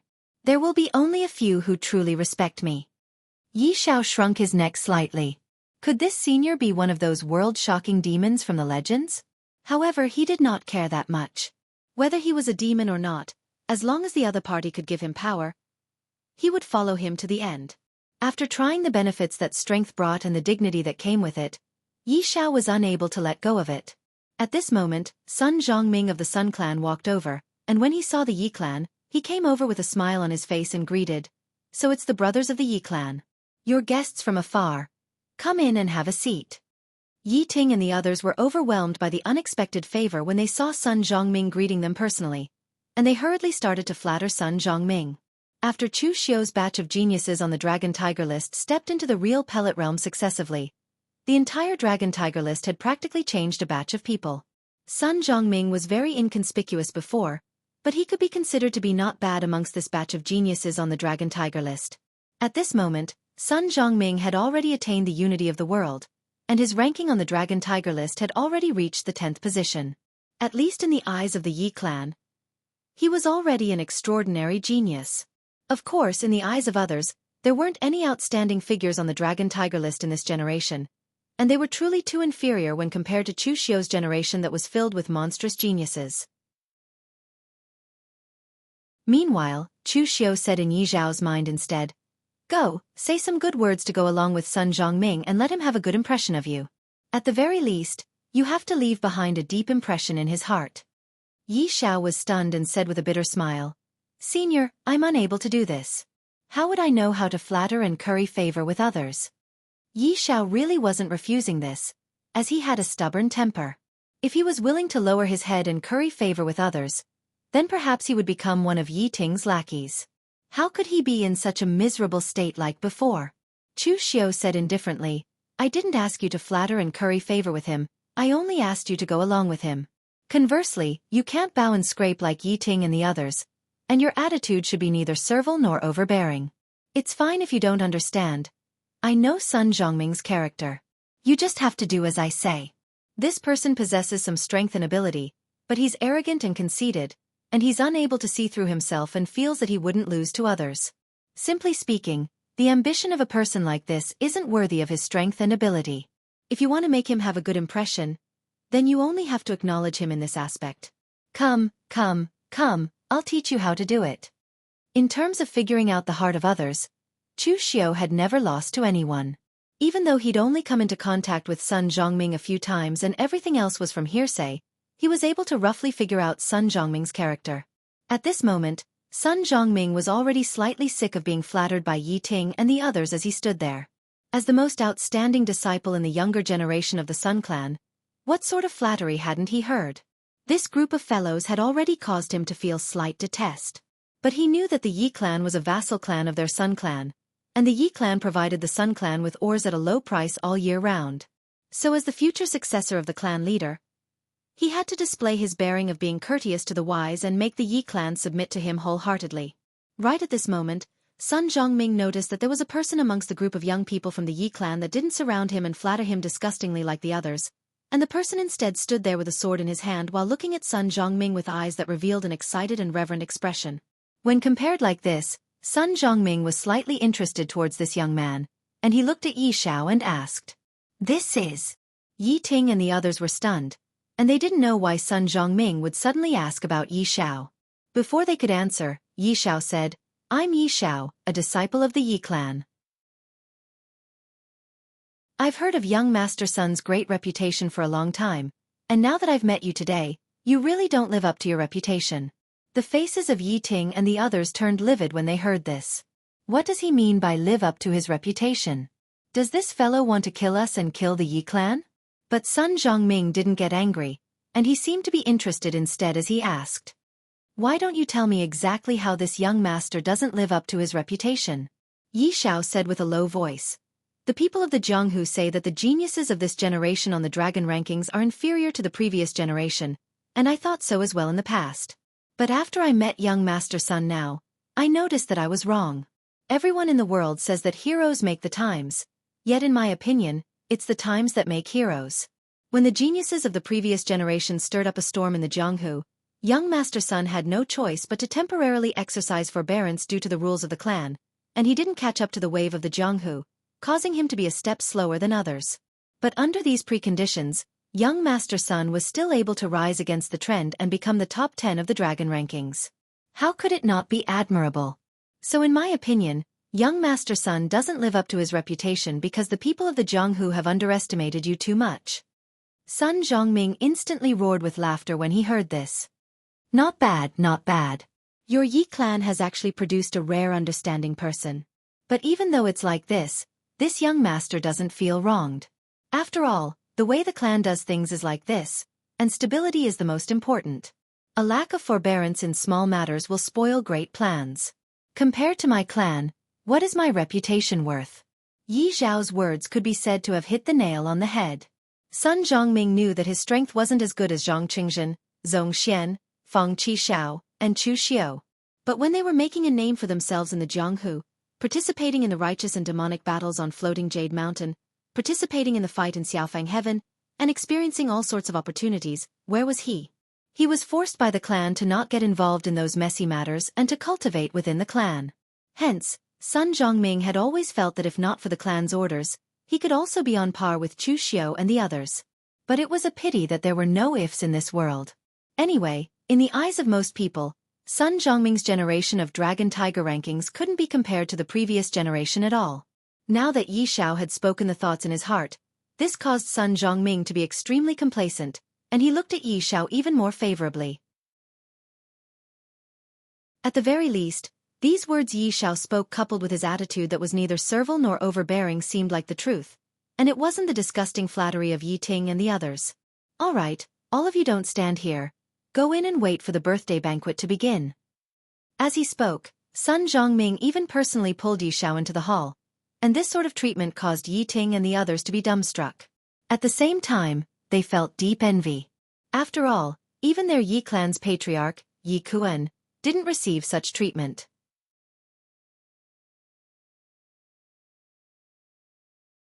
Chapter 843. It was not easy for Sun Zhongming to find a soulmate. His attitude towards Yi Xiao was quite good, which made the others jealous. However, at this moment, another group of martial artists walked in. This group was from the Gao Ping Lu clan. The Gao Ping Lu clan had a good relationship with the Sun clan. However, for some reason, when the people from both sides greeted each other, there seemed to be some conflict between them. Especially at this moment, a young man in a blue warrior suit with 2 long spears with thunder patterns on his back saw Sun Zhongming. He walked over and greeted, "Brother Sun, long time no see. I heard that you've been having a good time in the clan recently? That won't do. As a martial artist, you need to experience the pugilistic world to grow. Recently, I've been ranked 9th on the Longhu leaderboard, just above Brother Sunday. Brother Sun, you have to work hard." "Who's this guy?" Chu Xiu asked Yi Xiao telepathically. At Chu Xiu's level, he only paid attention to the people on the leaderboard. The Longhu leaderboard no longer had much to do with him. Therefore, Chu Xiu really did not know the new people on the Longhu leaderboard. However, young martial artists like Yi Xiao knew the people on the Longhu leaderboard like the back of their hands. Hearing this, he answered, "He's the most outstanding disciple of the Gao Ping Lu clan's younger generation, Thunder Dual Spears Lu Guangling. He's been very famous in the pugilistic world for the past 2 years. He's now ranked 9th on the Longhu leaderboard." Chu Xiu nodded, then shook his head slightly. This generation of youngsters was really disappointing. It should be said that there weren't many of them who could achieve greatness. For example, among the martial artists on the Longhu leaderboard in Chu Xiu's generation, other than Yi Tianxia, who was more interested in fame and wealth, the others actually did not care much about the so-called Longhu leaderboard. If you ranked me first, that's what I'm capable of. If you ranked me last, that's what I'm capable of. Status and reputation were earned through fighting, not by being ranked.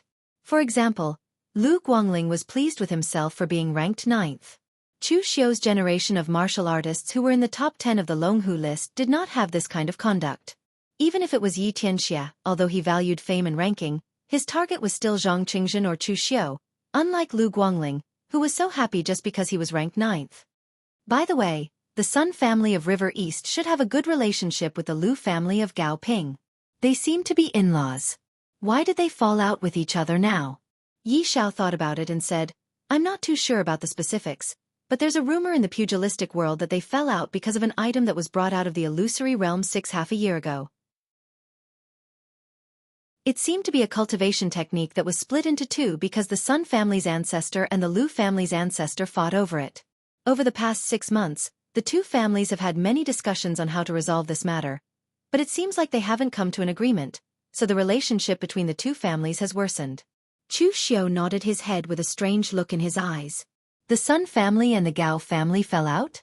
This was good news for him. There were more things that he could make use of. At this time, Sun Zhongming and Lu Guangling were already at each other's throats. One said that the other only relied on a few thieves to get to the top and that the Longhu list had fallen. The other said that the other was as timid as a mouse and only knew how to hide at home. As expected of the Sun family of River East. Seeing that the tension between the two was getting stronger and stronger, an elder of the Sun family immediately came to pull them apart. Today was the ancestor's birthday. Fighting at this time would not only bring shame to the Lu family, but also to themselves. After Lu Guangling left, Sun Zhongming said coldly, "The Lu family of Gao Ping has long lost the glory of their ancestors. How dare you balk in front of me now? Do you think you're so great after killing a few thieves?" At this time, Sun Zhongming suddenly turned to Yi Xiao and asked, "What do you think of Lu Guangling? He's ranked above me on the Longhu list. Is he really stronger than me?" Yi Xiao was stunned. Chu Xiu immediately spoke a long string of words in his mind, and then Yi Xiao paused for a moment before he said, "I don't know much about the Lu family of Gao Ping, so I don't dare speak rashly.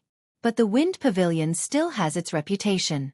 Since it ranked Lu Guangling above Young Master, then it indicates that Lu Guangling is indeed stronger than Young Master Sun in the Wind Pavilion." When they heard this, Yi Ting and the other members of the Yi clan wished for nothing more than to strangle Yi Xiao to death. Not going along with Sun Zhongming's words at a time like this, "Are you trying to kill the Yi clan?" Meanwhile, Sun Zhongming's expression sank slightly, but Yi Xiao changed the topic. "But the rankings of the Wind Pavilion are absolutely accurate. The Wind Pavilion isn't ranked according to strength, and it's ranked according to accomplishments. Young Master Sun, you might not be inferior to Lu Guangling, and you just don't have any accomplishments that surpass Lu Guangling for now.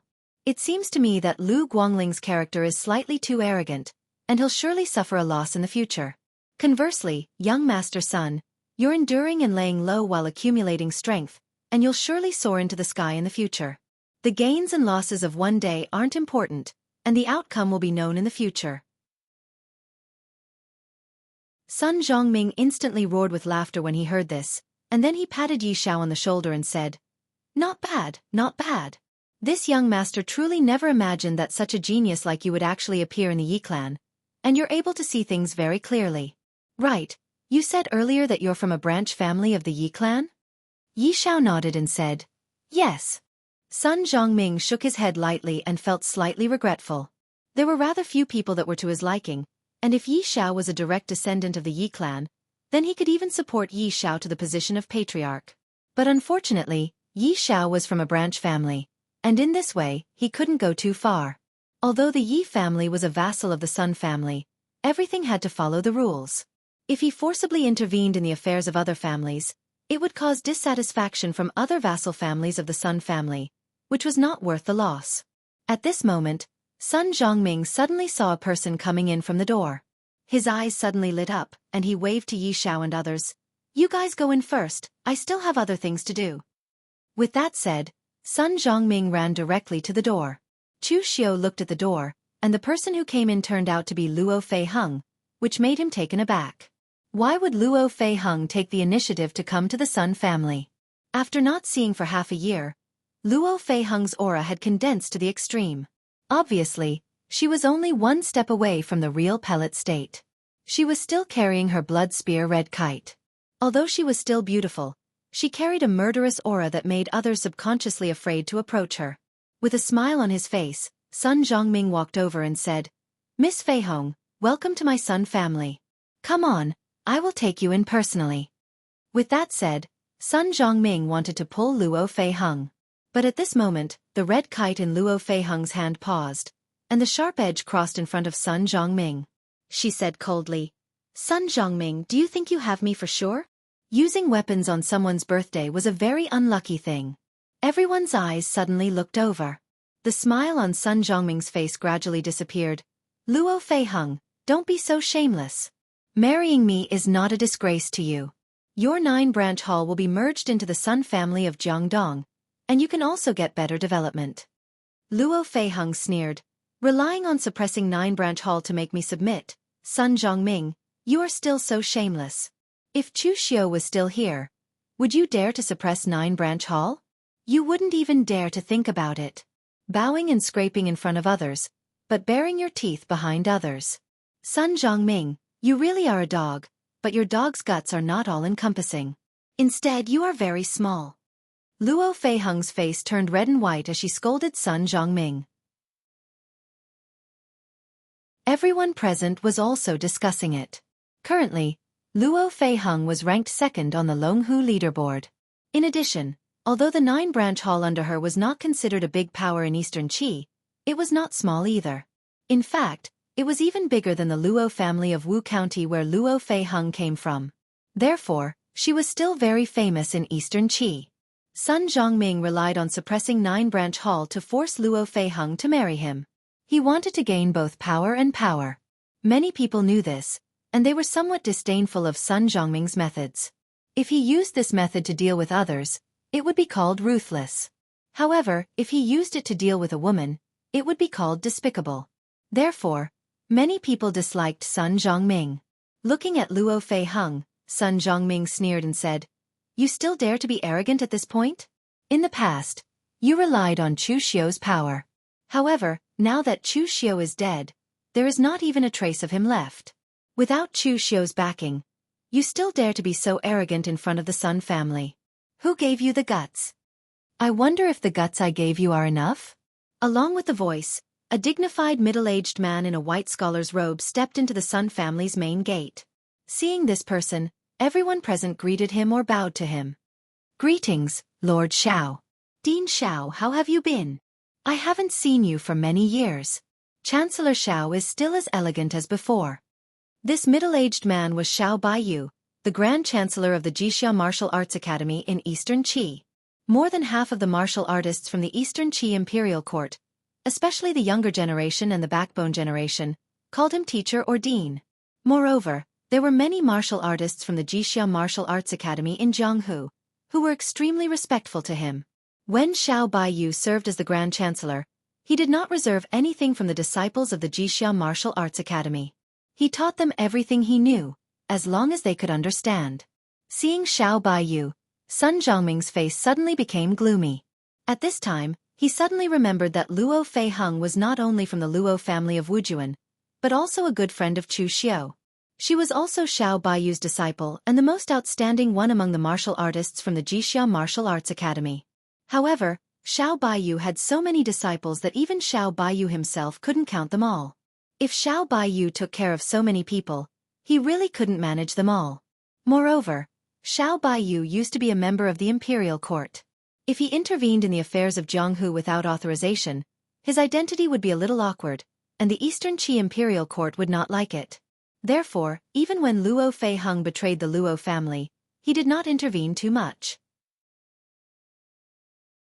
But now Xiao Baiyu had stepped into the spiritual cultivation realm with real fire, and his identity was very different from before.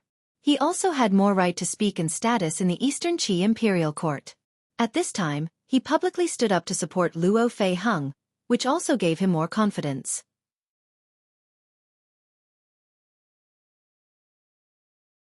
Chapter 844. Xiao Baiyu's strength in the true fire realm and his identity as the Chancellor of Jixia Academy. No one dared to look down on him. The old ancestor of the Sun family, Sun Zuchong, even came in person when he heard the words, and his attitude was extremely polite. "Why didn't Brother Xiao tell me in advance this time? Please forgive me for not welcoming you earlier." Xiao Baiyu smiled and said, "In fact, I came here mainly to ask Brother Sun for one thing. Please let Fei Hong go this time. Fei Hong is my disciple. She has experienced many ups and downs, and everyone in Jianghu knows this. After so many years, Fei Hong finally has some foundation and family business in Jianghu. It's not easy.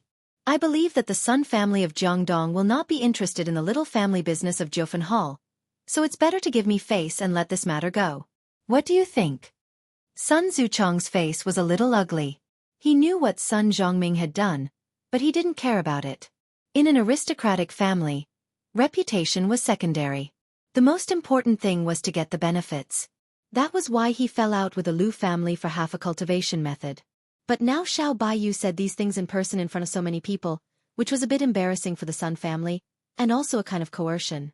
But after Sun Zuchong thought about it, he still reluctantly smiled and said, "Since Chancellor Xiao has said so, our Sun family will naturally not force you."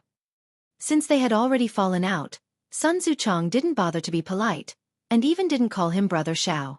After all, in terms of seniority, he was 1 generation older than Xiao Baiyu.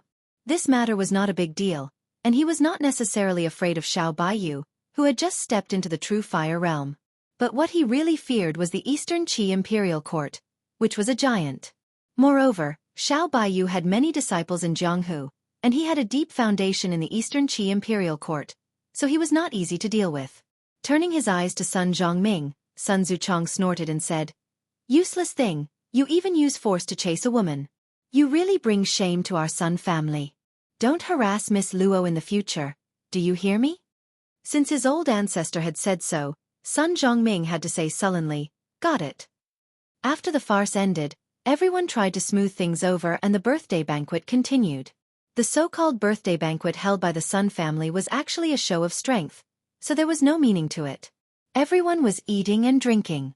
At the same time, the Sun family also intended to tell everyone present that although our Sun family lost 2 real pellet state martial artists, we still have a foundation. Those who have evil intentions, just put them away. In short, that was the meaning, so the atmosphere was quite harmonious for a while. At this moment, Luo Feiheng stood up and left. He was probably going to the toilet. Chu Xiu suddenly said to Yi Xiao, "Follow Luo Feiheng. Do you have any 9 dragon coins on you? Make an opening according to the position I said." Yi Xiao didn't know what Chu Xiu wanted to do, but she still did it obediently. At this moment, when Yi Ting saw Yi Xiao stand up, he couldn't help but grunt coldly.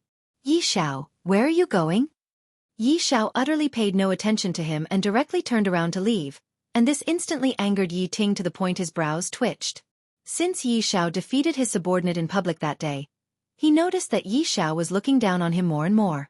Especially when Yi Xiao was actually chatting happily with Sun Zhongming earlier, this caused him to simply be jealous to the extreme. Because before he came here, he was still fantasizing that if he were to form a good relationship with Sun Zhongming, then he would be able to obtain the support of the Sun clan.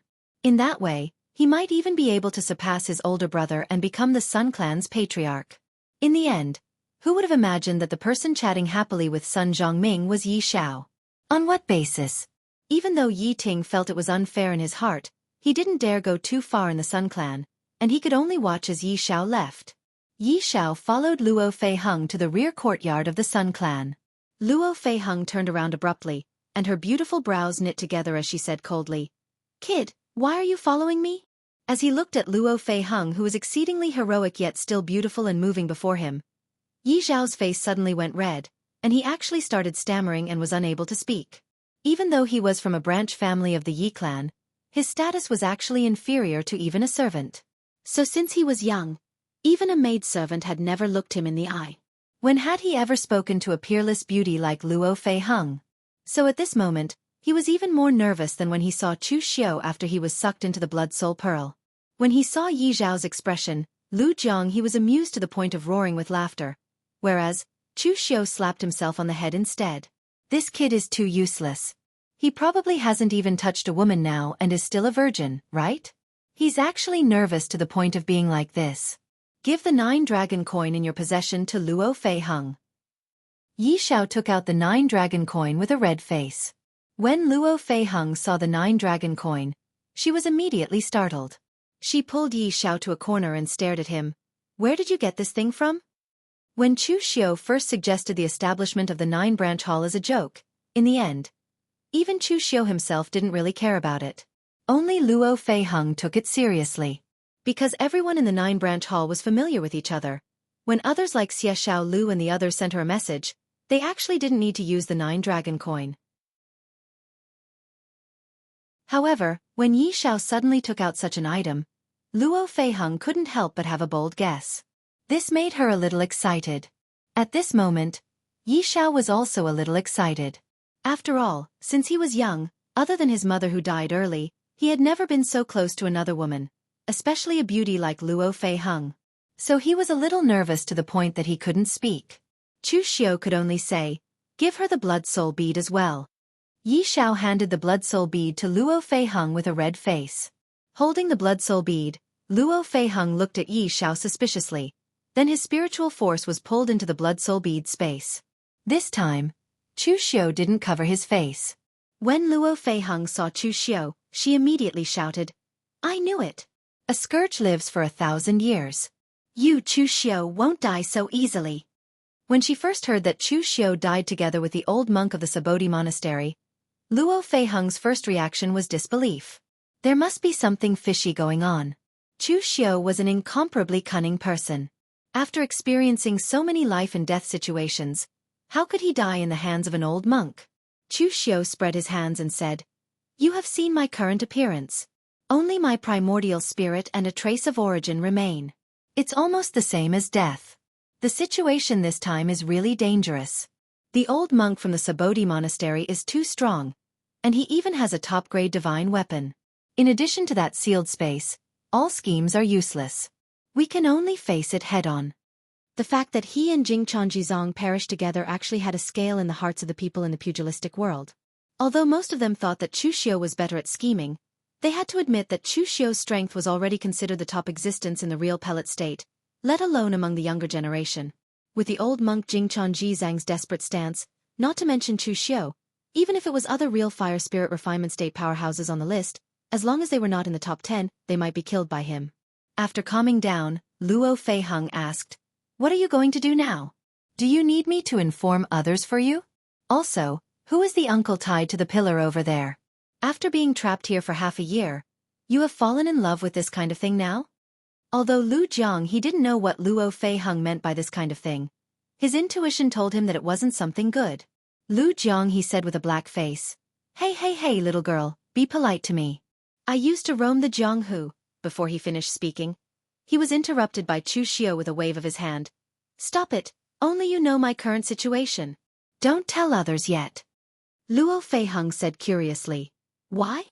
Isn't it good to let Senior Wei Shuya of the Yinma clan help you rebuild your body?" Chu Xiao shook his head. A cold light flashed in his eyes as he said, "The more people there are, the better. The fewer people who know that I'm still alive, the better. The hidden devil lineage doesn't belong to Senior Wei alone. This time, I'm going to play big, so I don't have to trouble Senior Wei for the time being. It's fine that the old monk of Sabodi monastery made a move, but since others threw stones at me when I was down, it's time for me to throw stones back at them one by one, and smash their heads until they bleed." Luo Feiheng was very familiar with this expression of Chu Xiao. Once Chu Xiao started to plot against someone, he would have this sinister look. However, Luo Feiheng was very excited, and she quickly asked, "Then what can I do?" Chu Xiao said, "When I need your help, I'll send someone to inform you. I haven't started setting up the plan yet, so I'll find some time to slowly play around. Furthermore, this concerns my reconstruction of my body. If I don't earn back half a year's time this time, won't I lose a lot?" Luo Feiheng nodded. Anyway, Chu Xiao was the best at using his brain to plot against people. She was responsible for doing it. By the way, in this half a year, did anything happen to my forces and the Yinma clan? Yi Xiao didn't know this before, and Chu Xiao didn't ask much about it. Now, Luo Feiheng should know something. Luo Feiheng said, "After you died, Senior Wei Shuya asked Yi Xiaonan of the moon-worshipping cult to stop the divine monk Rama in a rage. He led the Yinma clan to find trouble with Sabodi monastery. However, Sabodi monastery was too strong. Even without divine monk Rama, the Yinma clan couldn't shake them. They just caused some trouble for them, and they encountered great pressure. The other big shots of the Yinma clan wanted to retreat, and Yi Xiaonan also left, so the matter was left unsettled." Chu Xiao nodded slightly. For Wei Shuya to do this for him, it was extremely benevolent. He wasn't Wei Shuya's disciple, but in fact, Wei Shuya treated him better than his own personal disciple. Moreover, in the entire Yinma clan, only Wei Shuya considered the interests of the entire Yinma clan. This old man had done enough for Chu Xiao. This time, Chu Xiao already had a general plan for the body reconstruction, a plan to announce his official return.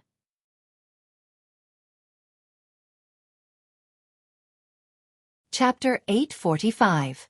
In fact, Chu Xiao was not too worried about his subordinates. One was that it was useless to worry. For half a year, Chu Xiu was trapped in the blood-soul bead. If anything happened, it had already happened. Also, Chu Xiu believed in his subordinates. They were not mediocre people. Chu Xiu was not arrogant enough to think that without him, his subordinates would immediately fall apart. The Jianghu would continue to revolve even if no one was around. Sure enough, Luo Feiheng said, your subordinates didn't suffer too much loss.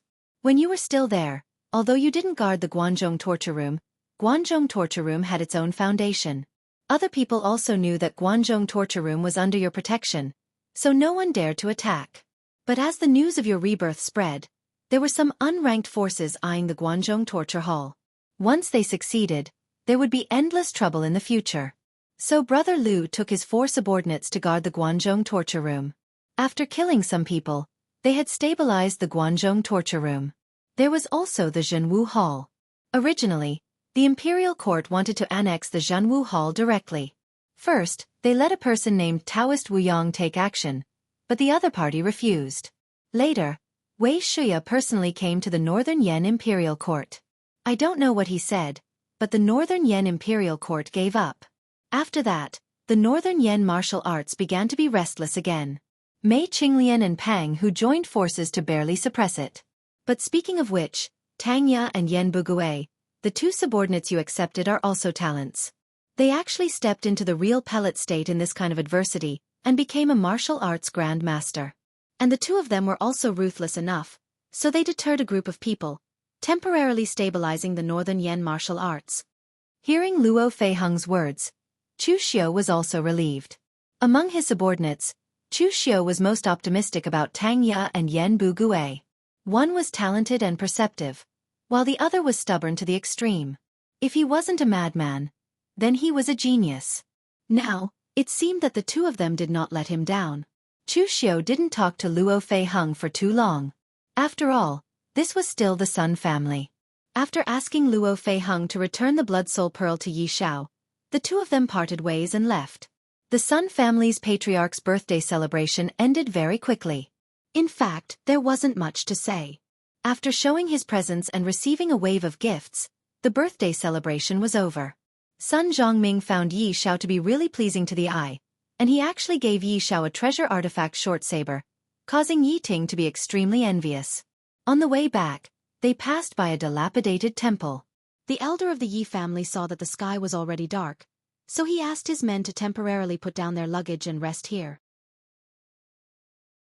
When they went to River East this time, they also bought some special products from River East and brought them back to the Ji state to sell. The Yi clan was a small clan with a small business, and they wouldn't give up any tiny chance to earn money. Since they left the Sun clan, Yi Xiao seemed to have been isolated. All along the way, Yi Ting had been intentionally looking for trouble with him, whereas, that elder of the Yi clan didn't stop him. They were afraid of causing trouble when they went there, so that elder of the Yi clan could be considered to have a good view of the overall situation, and didn't allow them to cause trouble on the way. The most important thing was to celebrate the Sun clan's birthday celebration. But now that the matter had already been dealt with, he knew that Yi Ting was furious in his heart, so he would allow Yi Ting to vent it. One was the Yi clan's second young master. The other was a branch family disciple that wasn't heavily injured. Even an idiot knew how to choose. Yi Ting looked at Yi Xiao, who sat at the corner, and grunted coldly. Yi Xiao, go get some water. Yi Xiao frowned and said, we're on the mountain, where's the water from? Is the water in the group not enough? I asked you to go, so go. Cut the crap. Yi Ting suddenly flared up and directly smashed the bowl of soup in his hand at Yi Xiao. Even though the latter dodged it, Yi Xiao was splashed by the hot soup within the bowl. Everyone present went silent. They knew that Yi Ting was intentionally looking for trouble, so no one cared. Conversely, many people were watching as if they were watching a show, and that Yi clan elder was like this as well. Yi Xiao stood up abruptly and glared angrily at Yi Ting. But right at this moment, Chu Xiu's voice suddenly sounded out in his mind. Kill him. Yi Xiao shook abruptly, and he replied with disbelief in his mind. What did you say? Kill him? Even though Yi Xiao had been bullied and humiliated by Yi Ting for such a long time, truthfully speaking, the thought of killing someone had never appeared in his mind. After all, he was a member of the Yi clan. Even though he was a branch family disciple, the same blood flowed within him as Yi Ting. In the end, Chu Xiao asked him to kill someone, and this caused Yi Xiao to be slightly unable to accept it. Moreover, he hadn't killed anyone before. Of course you have to kill someone. He already hates you to the bone. If you don't kill him now, have you thought about the trouble you'll face in the future? Only all of you are present in this desolate mountain range. Destroy the corpses after killing him and casually push the blame onto bandits, and there'll absolutely not be the slightest flaw. Such a good opportunity is on your side at the right time. So what are you waiting for if you don't kill him? But there are no buts. Think about the humiliation you've suffered during these past few years. You took them to be members of the same clan, yet they only took you to be a dog. More precisely speaking, you're even inferior to a dog. Chu Xiao's words seemed to carry magic that stimulated the killing intent in Yi Zhao's heart, causing his eyes to gradually turn red as he walked slowly towards Yi Ting. Within the blood soul pearl, Lu Jiang he clicked his tongue and sighed. Kid, is it really good for you to do this? You actually used your spiritual force to stimulate the killing intent in his heart. Kid, you're a bit too cruel. They're your clansmen after all, and this kid has probably never even seen blood, yet you asked him to slaughter his own clansmen. You're inhumane. Chu Xiao glanced at Lu Jianghe and said indifferently, I annihilated my entire clan with my own 2 hands when I was at his age. Lu Jianghe instantly went silent. He wouldn't suspect that Chu Xiao was deceiving him, as this person before him was simply frenzied and inhumane. At this moment, in the outside world, Yi Ting couldn't help but sneer when he saw Yi Xiao walking over towards him while revealing a ruthless expression. What? Could it be that you want to make a move against me? This young master took into account the overall situation within the Sun Clan and didn't flare up. Do you really think I've given you face? You have to remember. Yi Ting hadn't finished speaking when a light swish resounded out, and the sword in Yi Zhao's hand had suddenly left its sheath and stabbed into Yi Ting's body. Blood flowed out from Yi Ting's mouth as he looked at Yi Xiao who stood before him, and his expression was filled with disbelief. He killed me? He actually dared to kill me. Yi Ting wanted to raise his hand, yet in the next moment, his vitality had already dispersed, and his corpse fell straight to the ground. Yi Xiao looked at the sword in his hand that was tainted with blood, and his eyes revealed a slightly perplexed expression. This is the feeling of killing someone? He'd killed someone, and the person he killed for the first time was a fellow clansman. He didn't feel uncomfortable or disgusted, and it was even to the extent that he felt slightly comfortable in his heart. As he looked at the fellow that humiliated him lying on the ground, his hand that held the sword was still trembling slightly, and it wasn't from fear but excitement. Within the blood soul pearl, Lu Jiang he said with surprise, Oh my, this kid's performance isn't bad. He's able to be so composed even though it's his first time killing someone? Earlier, Lu Jiang he was rather dissatisfied with Chu Xiao's choice of Yi Xiao, and he felt that Yi Xiao was too weak and possessed weak strength and natural talent. But now it would seem that with this kid's disposition, Yi Xiao possessed the potential to walk the path of devils. Chu Xiao said indifferently, I've always firmly believed that human nature is evil by nature. Some people have suppressed it for too long, and they've hidden their evil thoughts at the bottom of their hearts, yet it would allow it to grow stronger and stronger. Yi Xiao is capable of enduring to such an extent for the sake of his crippled father that's about to die, and he can be considered to be an extremely filial person. But the more he's like this, the stronger the evil thoughts in his heart are. There's a devil in every single person's heart, and what I'm doing now is only letting him out. At this moment, everyone in the outside world was stunned for a short moment before seeming to have finally recovered from their shock, and they started crying out loudly. No matter what, they didn't dare believe that this Yi Xiao who'd always been incomparably useless and allowed them to bully him would actually counterattack. Moreover, he killed Yi Ting as soon as he arrived, the second young master of our Yi clan. Has he gone mad? The sharp cries of these people jolted Yi Xiao back to his senses at the same time. As he looked at the sword in his hand that was tainted with blood, a cold light bloomed in his eyes as he charged towards the others. When it came to killing, it was easy to get used to it the second time, and once he killed a person the rest would be easy. With the cultivation technique Chu Xiao gave him, even though Yi Xiao was still at the blood condensation realm now, he was obviously not on the same level as the others, and it was simply a one-sided slaughter. That Yi clan senior shouted out furiously. Bastard! How audacious of you! As a senior he'd protected and escorted these juniors, yet now, it had caused the death of the second young master.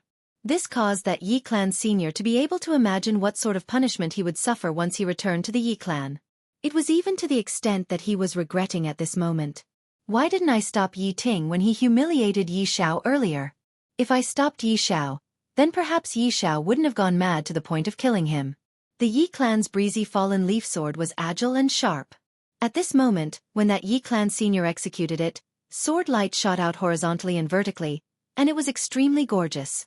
His opponent was at the congenital realm, and even if Yi Xiao possessed the boost of his cultivation technique, his strength was inferior to his opponent. So he fell into a disadvantageous position after a few moves. Right when that Yi clan senior intended to follow up his victorious attack and completely capture Yi Xiao suddenly withdrew his sword and approached him. A sharp blade light flashed in his left hand like an azure dragon emerging from the sea, and it caused others to be unable to react to it. After the cold light passed, that Yi clan senior stood on the spot as he held onto his neck that had fresh blood spraying out, and he looked at the short blade in Yi Xiao's hand with an expression of disbelief. My Yi clan uses the sword. Yet who exactly taught this terrifying blade technique of Yi Xiao's? This Yi clan senior already didn't have the time to ponder deeply, and in the next moment, his corpse fell to the ground. Yi Xiao turned around, and the eyes of the other Yi clan disciples revealed boundless terror as they fled in all directions. Even a Yi clan senior at the congenital realm had died, so how would they go against Yi Xiao? But at this moment, Yi Xiao's eyes had already gone red from the slaughter behind them, and there was only a single thought in his heart: kill.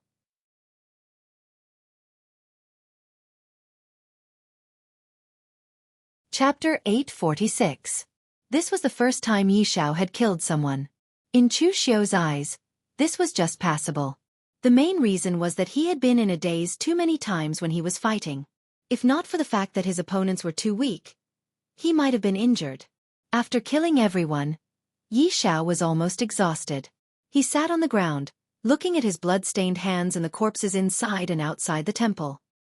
He was in a daze, as if he couldn't believe that he had done all this. Chu Xiu said calmly, "All right, don't be in a daze. There's still one last step. Kill, set fire and destroy the corpses. However, before destroying the corpses, use the great demonic blood technique to absorb the blood qi from the corpses. This blood qi should be enough for you to step into the innate realm. Store the rest in your body for future cultivation. To outsiders you can say that you broke through when you were being chased." Yi Xiao's mouth twitched. He was just following Chu Xiu's instructions. After absorbing the blood qi with the great demonic blood technique, he destroyed all the corpses and the entire temple. At this time, inside the blood soul pearl, Lu Jiang he asked doubtfully, "You gave the blood qi to that kid. Aren't you going to use it for yourself?"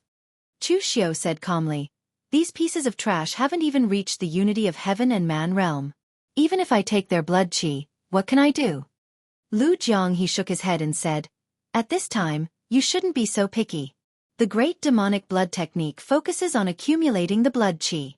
First you can slowly condense a body. Then you can think of a way to use this body to replenish your blood qi. Finally, you can slowly return to your peak. But how long will that take? I've already been delayed for half a year. I don't have time to play with them. I said that this time if I want to do it, I'll do it big. That's the way you use the great demonic blood technique to reconstruct your body. It's not what I want to use. What I need is not to repair and restore to my peak. Instead, I need to destroy and rebuild to become stronger." Hearing Chu Xiu's words, Lu Jiang he revealed a trace of suspicion. He naturally knew how much blood qi was required to reconstruct his body to its peak, and so did Chu Xiu.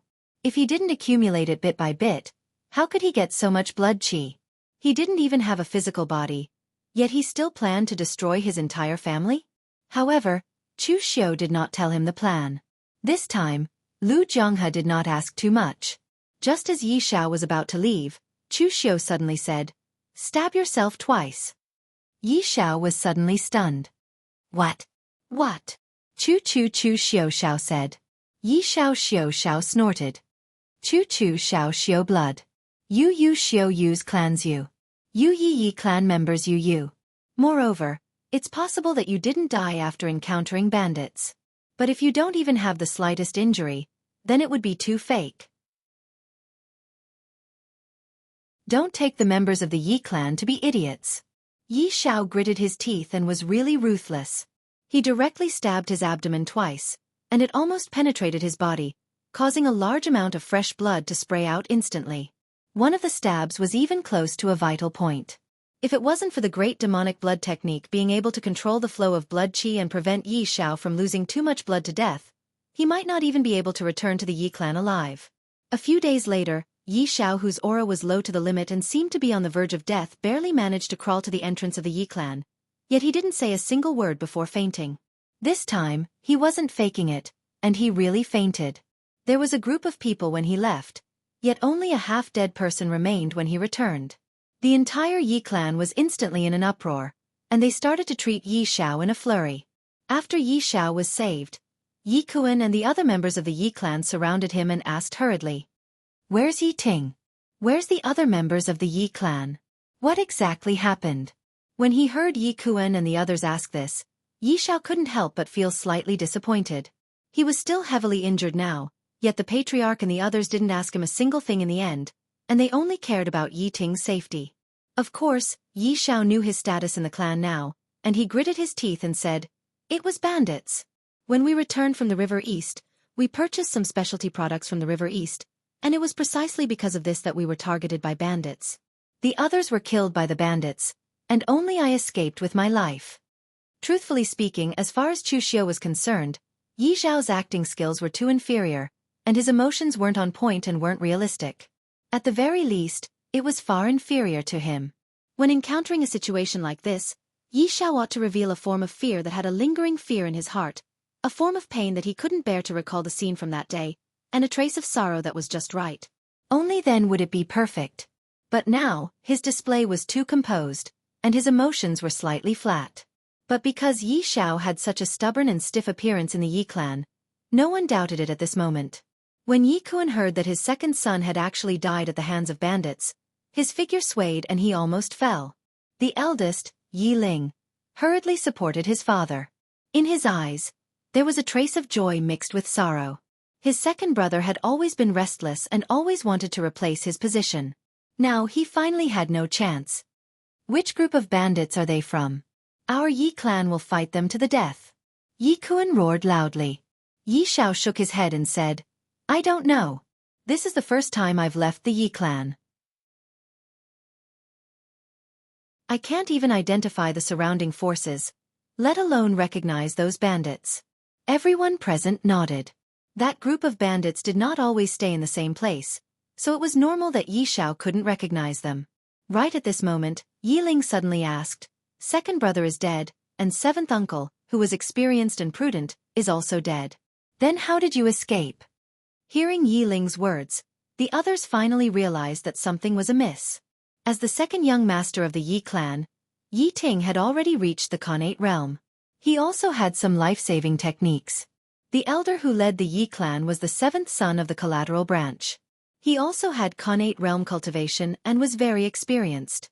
In the end, he had also died. If anyone could escape, it should have been these two. How could Yi Xiao have a chance?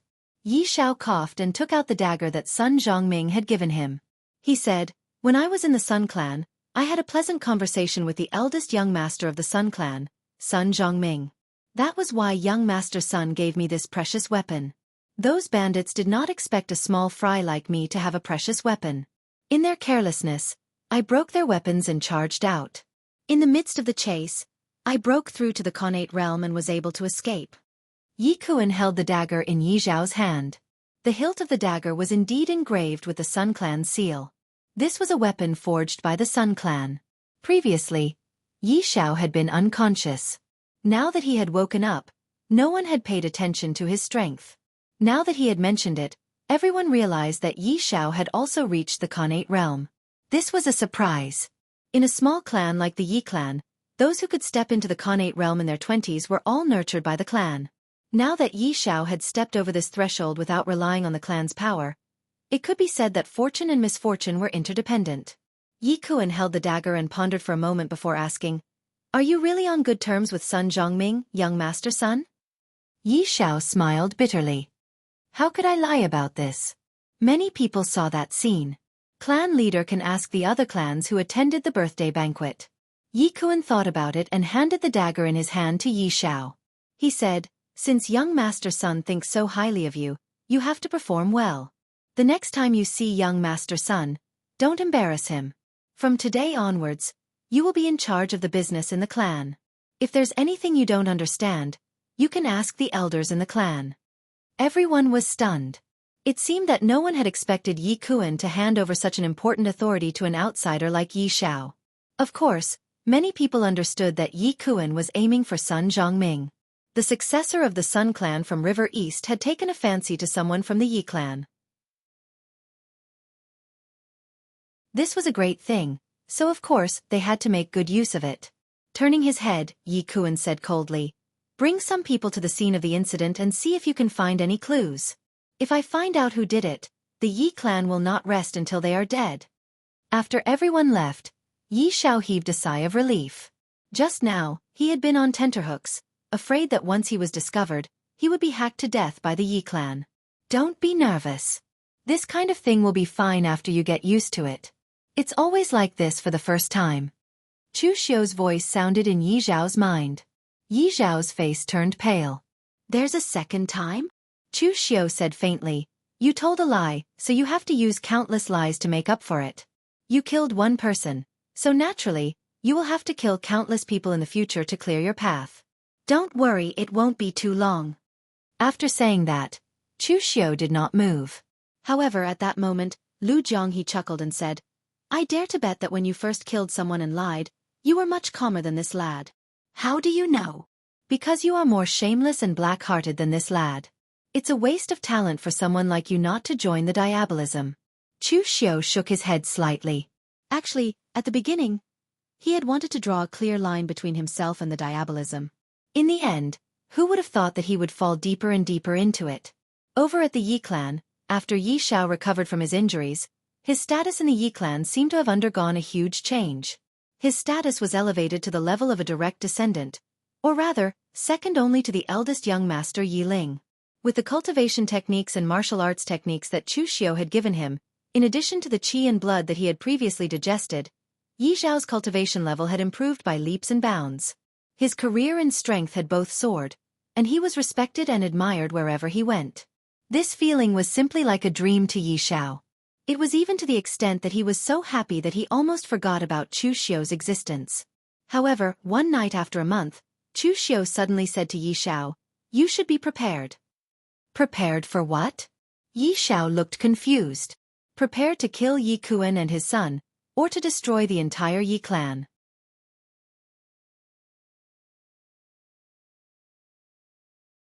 Chapter 847. Whether it was killing Yi Kuan and his son or annihilating the Yi family, Yi Ling had never thought of this. He wanted to kill Yi Ting because Yi Ting had humiliated him previously. The hatred that he had accumulated for so many years had finally turned into killing intent under Chu Xiu's incitement.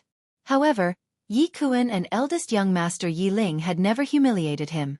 Now that he was living well in the Yi family, why did they still want him to kill? For the first time, Yi Xiao felt an obvious resistance towards Chu Xiu. "Why do you want to kill the master and eldest young master?" Chu Xiu sneered and said, "You've been a steward for a few days and you've lost your sense of direction after being addressed as Lord a few times? Even if you don't kill them, they will suppress you sooner or later. What do you rely on to stand out in the Xiao family now? Do you rely on your own strength?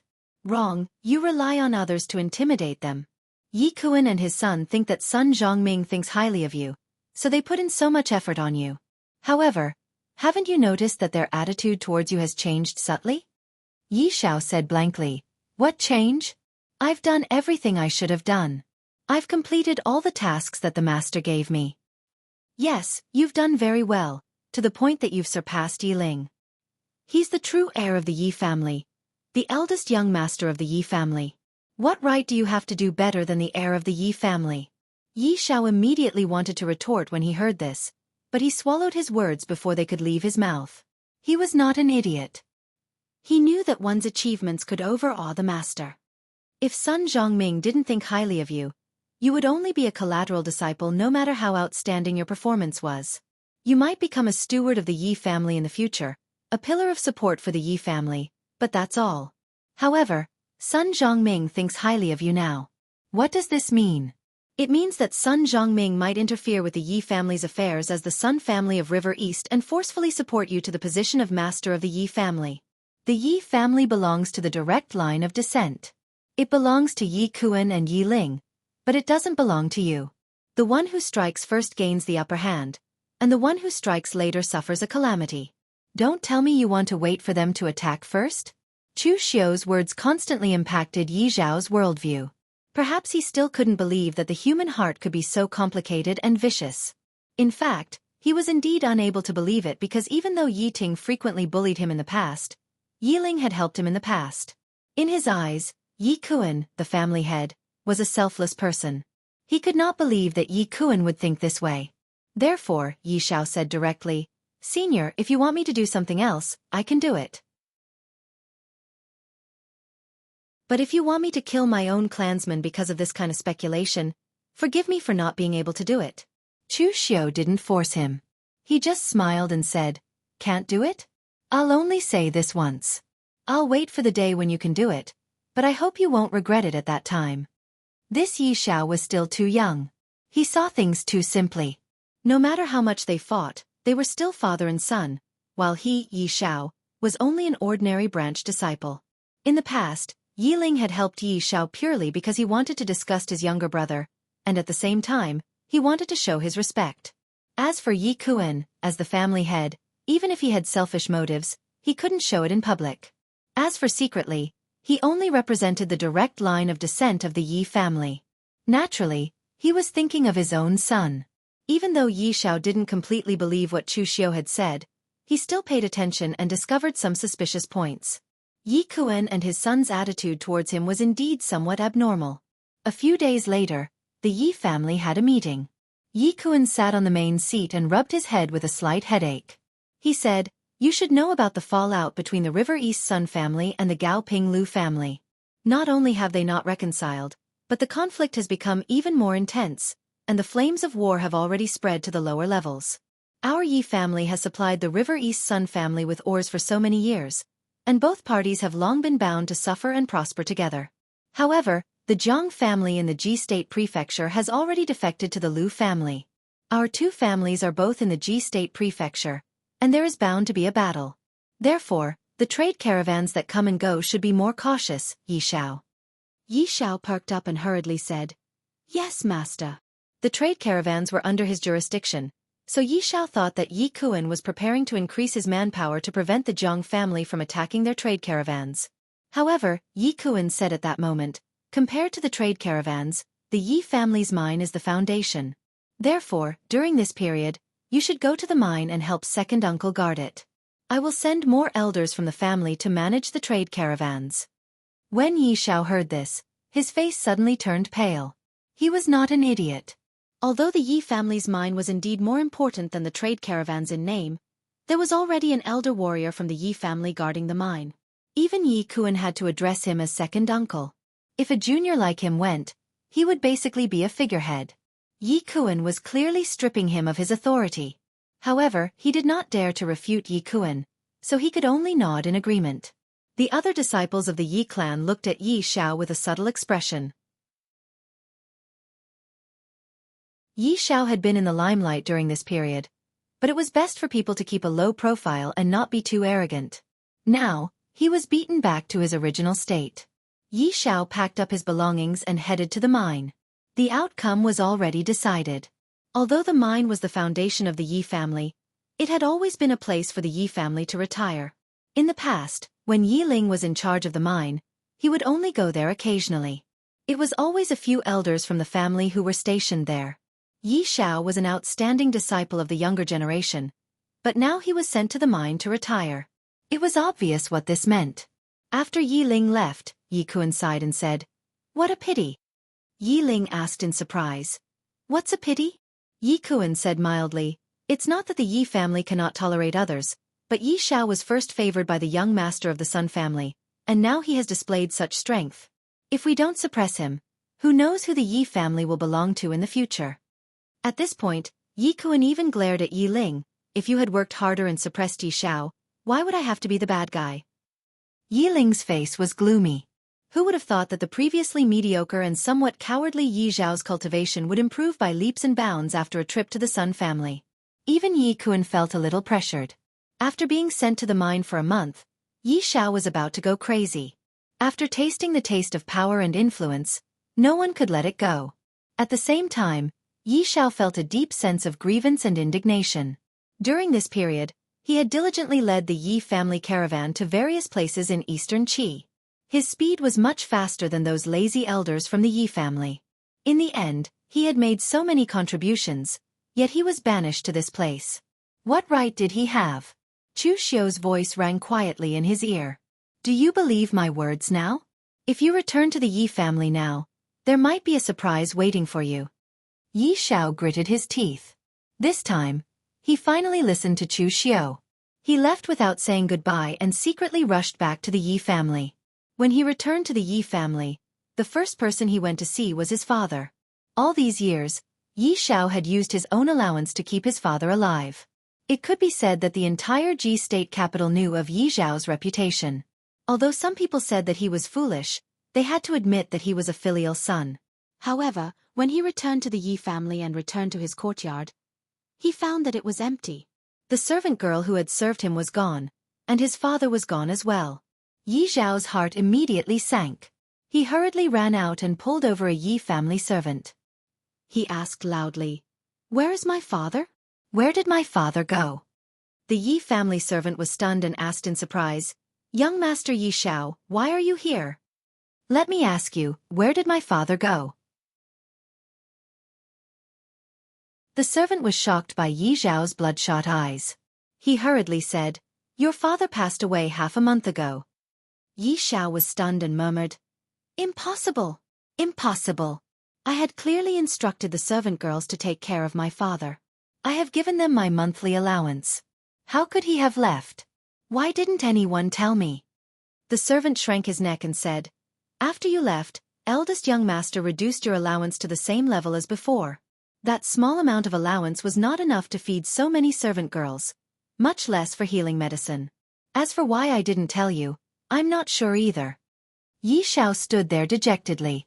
He had not expected that his forbearance would lead to such an outcome. At that moment, Yi Ling received news of his return. Yi Ling stormed in angrily and said coldly, "Who allowed you to leave your post without the family's orders?" Yi Zhao's eyes were red as he said, "Why did you reduce my allowance? Why didn't you tell me that something had happened to my father?" Yi Ling frowned and said, "You were previously the steward of the merchant group. Now that you have gone to the mines, you no longer hold the title of steward. Is it wrong for me to restore your allowance to what it was before? Moreover, the Yi family is in constant conflict with the Jiang family. How would we have the time to care about your matters?" Yi Zhao's eyes were red as he turned and left. Yi Ling, who was behind him, snorted coldly and said, "Leave? Leave your post without permission. You will receive punishment from the family later." Outside the long street, Yi Zhao's eyes were red as he muttered, "Why? Why?" Chu Xiu's voice rang in Yi Zhao's ear. "Why? Because you are not the son of the family leader. It is because your existence is in the way of some people. Do you think that every family leader is selfless and will think for the entire family? If Yi Kun had such awareness, the Yi family would not be in its current state. Do you still not understand, lad? Your father was severely injured and crippled for the sake of the family. Your so-called family only threw some money at him at the beginning and then ignored him. You can already foresee their cold nature. Now you should know what you should do, right?" Yi Zhao's eyes were red as he gripped the sword in his hand tightly. He said coldly, "Kill."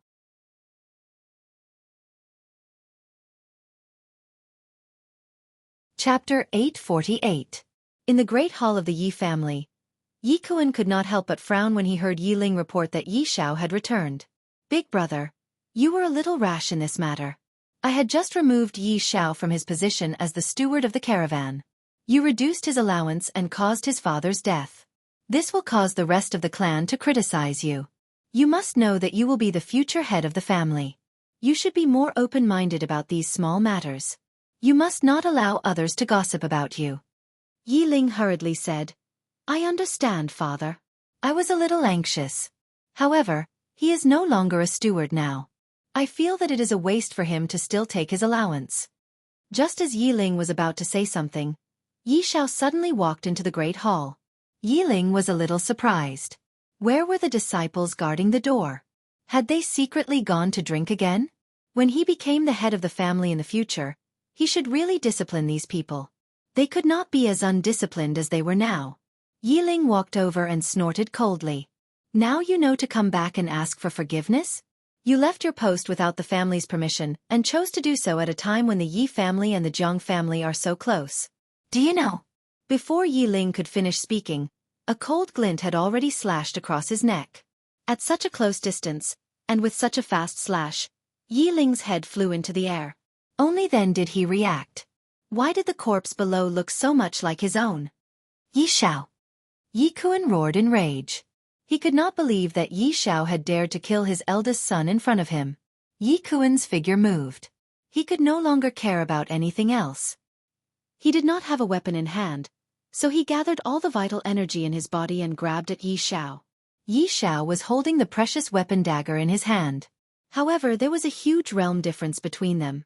He could kill Yi Ling with a sneak attack, but he was not confident that he could kill Yi Kuan, even with a precious weapon. However, Yi Xiao had already made up his mind.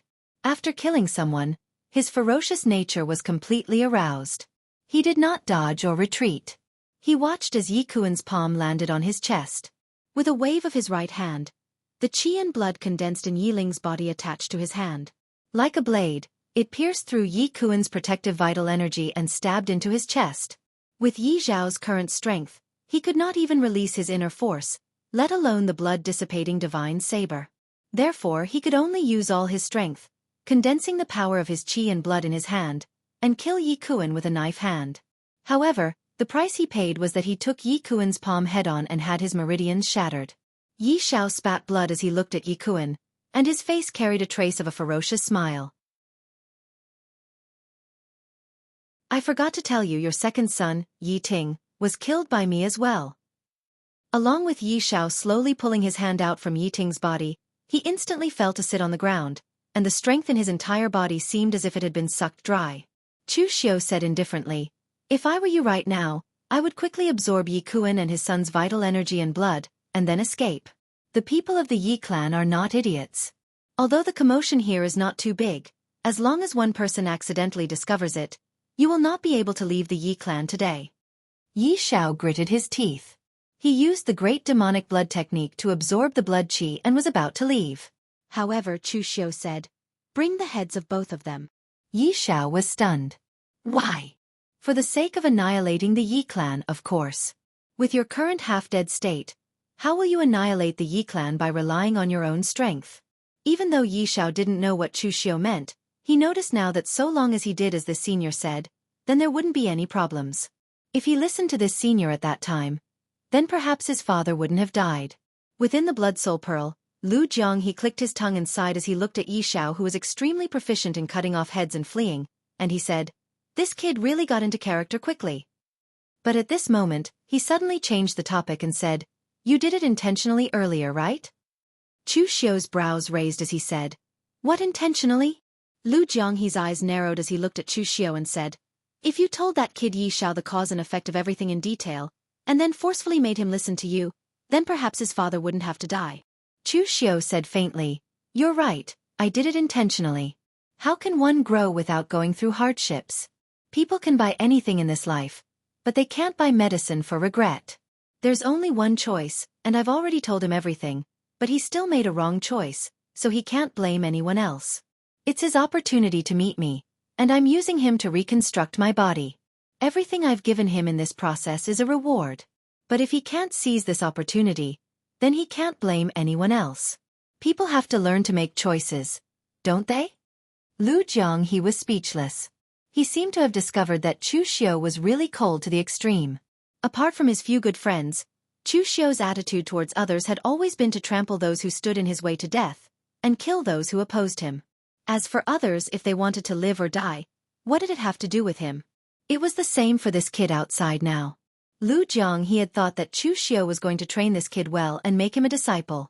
Now, it seemed that Chu Xiu might have such intentions. However, if this kid couldn't hold on during the training process, then he could only blame himself for being unlucky. Meanwhile, in the outside world, Yi Xiao hurriedly left the Yi family after cutting off the two heads. It had to be said that the management of the Yi family was extremely lax. The servants who were patrolling at night were all lazy. In addition, Yi Xiao was an acquaintance, and the news of his return had been known by many people. Therefore, no one stopped him, allowing him to leave the Yi family smoothly. "Senior, where should we go now?" Yi Xiao began to subconsciously ask Chu Xiu what they should do next. "Do you know where the Zhang family, which is opposing your Yi family, is?" "Of course I do. Throw the two heads in the Zhang family's courtyard, and then you don't have to worry about it. The Zhang family will help you deal with the rest." Yi Xiao was stunned for a moment, but then he understood what Chu Xiu meant. He couldn't help but tremble. The Zhang family and the Yi family had long been like fire and water because of the battle between the Sun family and the Lu family of Gao Ping. Now that the Zhang family had seen the heads of the Yi family's father and son, how could they not take action? The most important thing was to take advantage of this opportunity to destroy the Yi family. At that time, who would care about how the Yi family's father and son died? Yi Xiao suddenly realized that this mysterious senior's strength might not be in martial arts, but in the calculation of the overall situation and people's hearts. He easily used the hatred between the two families to easily solve everything. Perhaps even he himself was a chess piece controlled by this senior and was being calculated and manipulated. Yi Xiao did not dare to think about deeper things, nor could he think about it. At least, following this senior, he could get visible benefits and that was enough. What happened next was just as Chu Xiu expected. After the Zhang family found the heads of Yi Kuan and his son, they immediately took action and brought people to destroy the Yi family. With such great news, the Zhang family didn't care whether it was strange or not. After destroying the Yi family, they could go to the Lu family of Gao Ping to claim credit. When the Yi family was destroyed, Yi Xiao watched from a restaurant not far from the Yi family. Seeing the Yi family, which gave birth to and raised him, indirectly destroyed in his own hands, Yi Xiao felt a little complicated for a moment. However, he quickly stabilized his emotions and asked, "Senior, what should we do now?" Chu Xiu said slowly, "Go to River East and find Sun Zhongming. Your family was destroyed in the battle between the Sun family and the Lu family. Now you can only rely on him. There is only one thing I need you to do, and that is to become Sun Zhongming's confidant. I will help you achieve this, and you just need to promise not to give yourself away." Yi Xiao nodded, looked back at the family one last time, and turned to leave. Half a month later, in the Sun family of River East, Yi Xiao told Sun Zhongming what happened to the Yi family with a sorrowful face. According to him, the Yi family was destroyed because they stood firmly on the side of the Sun family. Compared to before, Yi Xiao's acting skills were much better at this time. Although he couldn't be compared to Chu Xiu, who Lu Jiang he said was lying through his teeth, at least Sun Zhongming didn't see anything wrong. Hearing this, he suddenly snorted coldly and said, "Lu family of Gao Ping, you have gone too far." During this time, the friction between the Sun family and the Lu family of Gao Ping had been continuous, and even more intense. The reason was very simple. Neither family wanted to give up the cultivation methods in their hands. Among the things that were taken from the illusory 6 realms, the cultivation methods that the Sun family and the Lu family had obtained were one of the most precious. The Sun family wanted this cultivation method because although the Sun family's true ice chi was not weak, it was not strong either.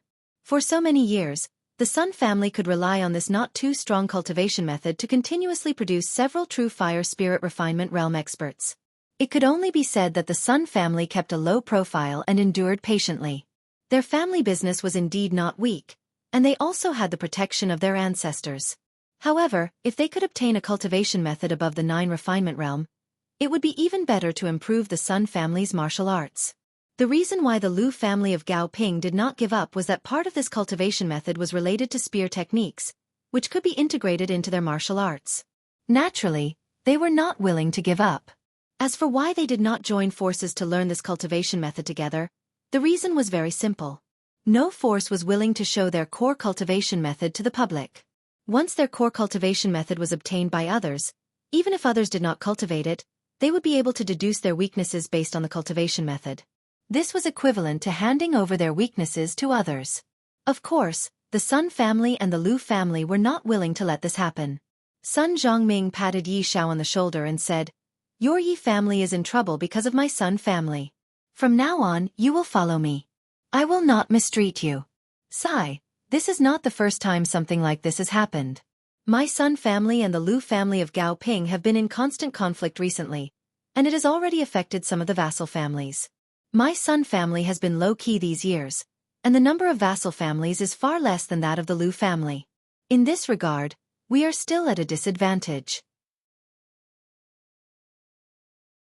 At this moment, Yi Xiao suddenly froze, then said directly, "Young master, I have a plan that can solve this problem."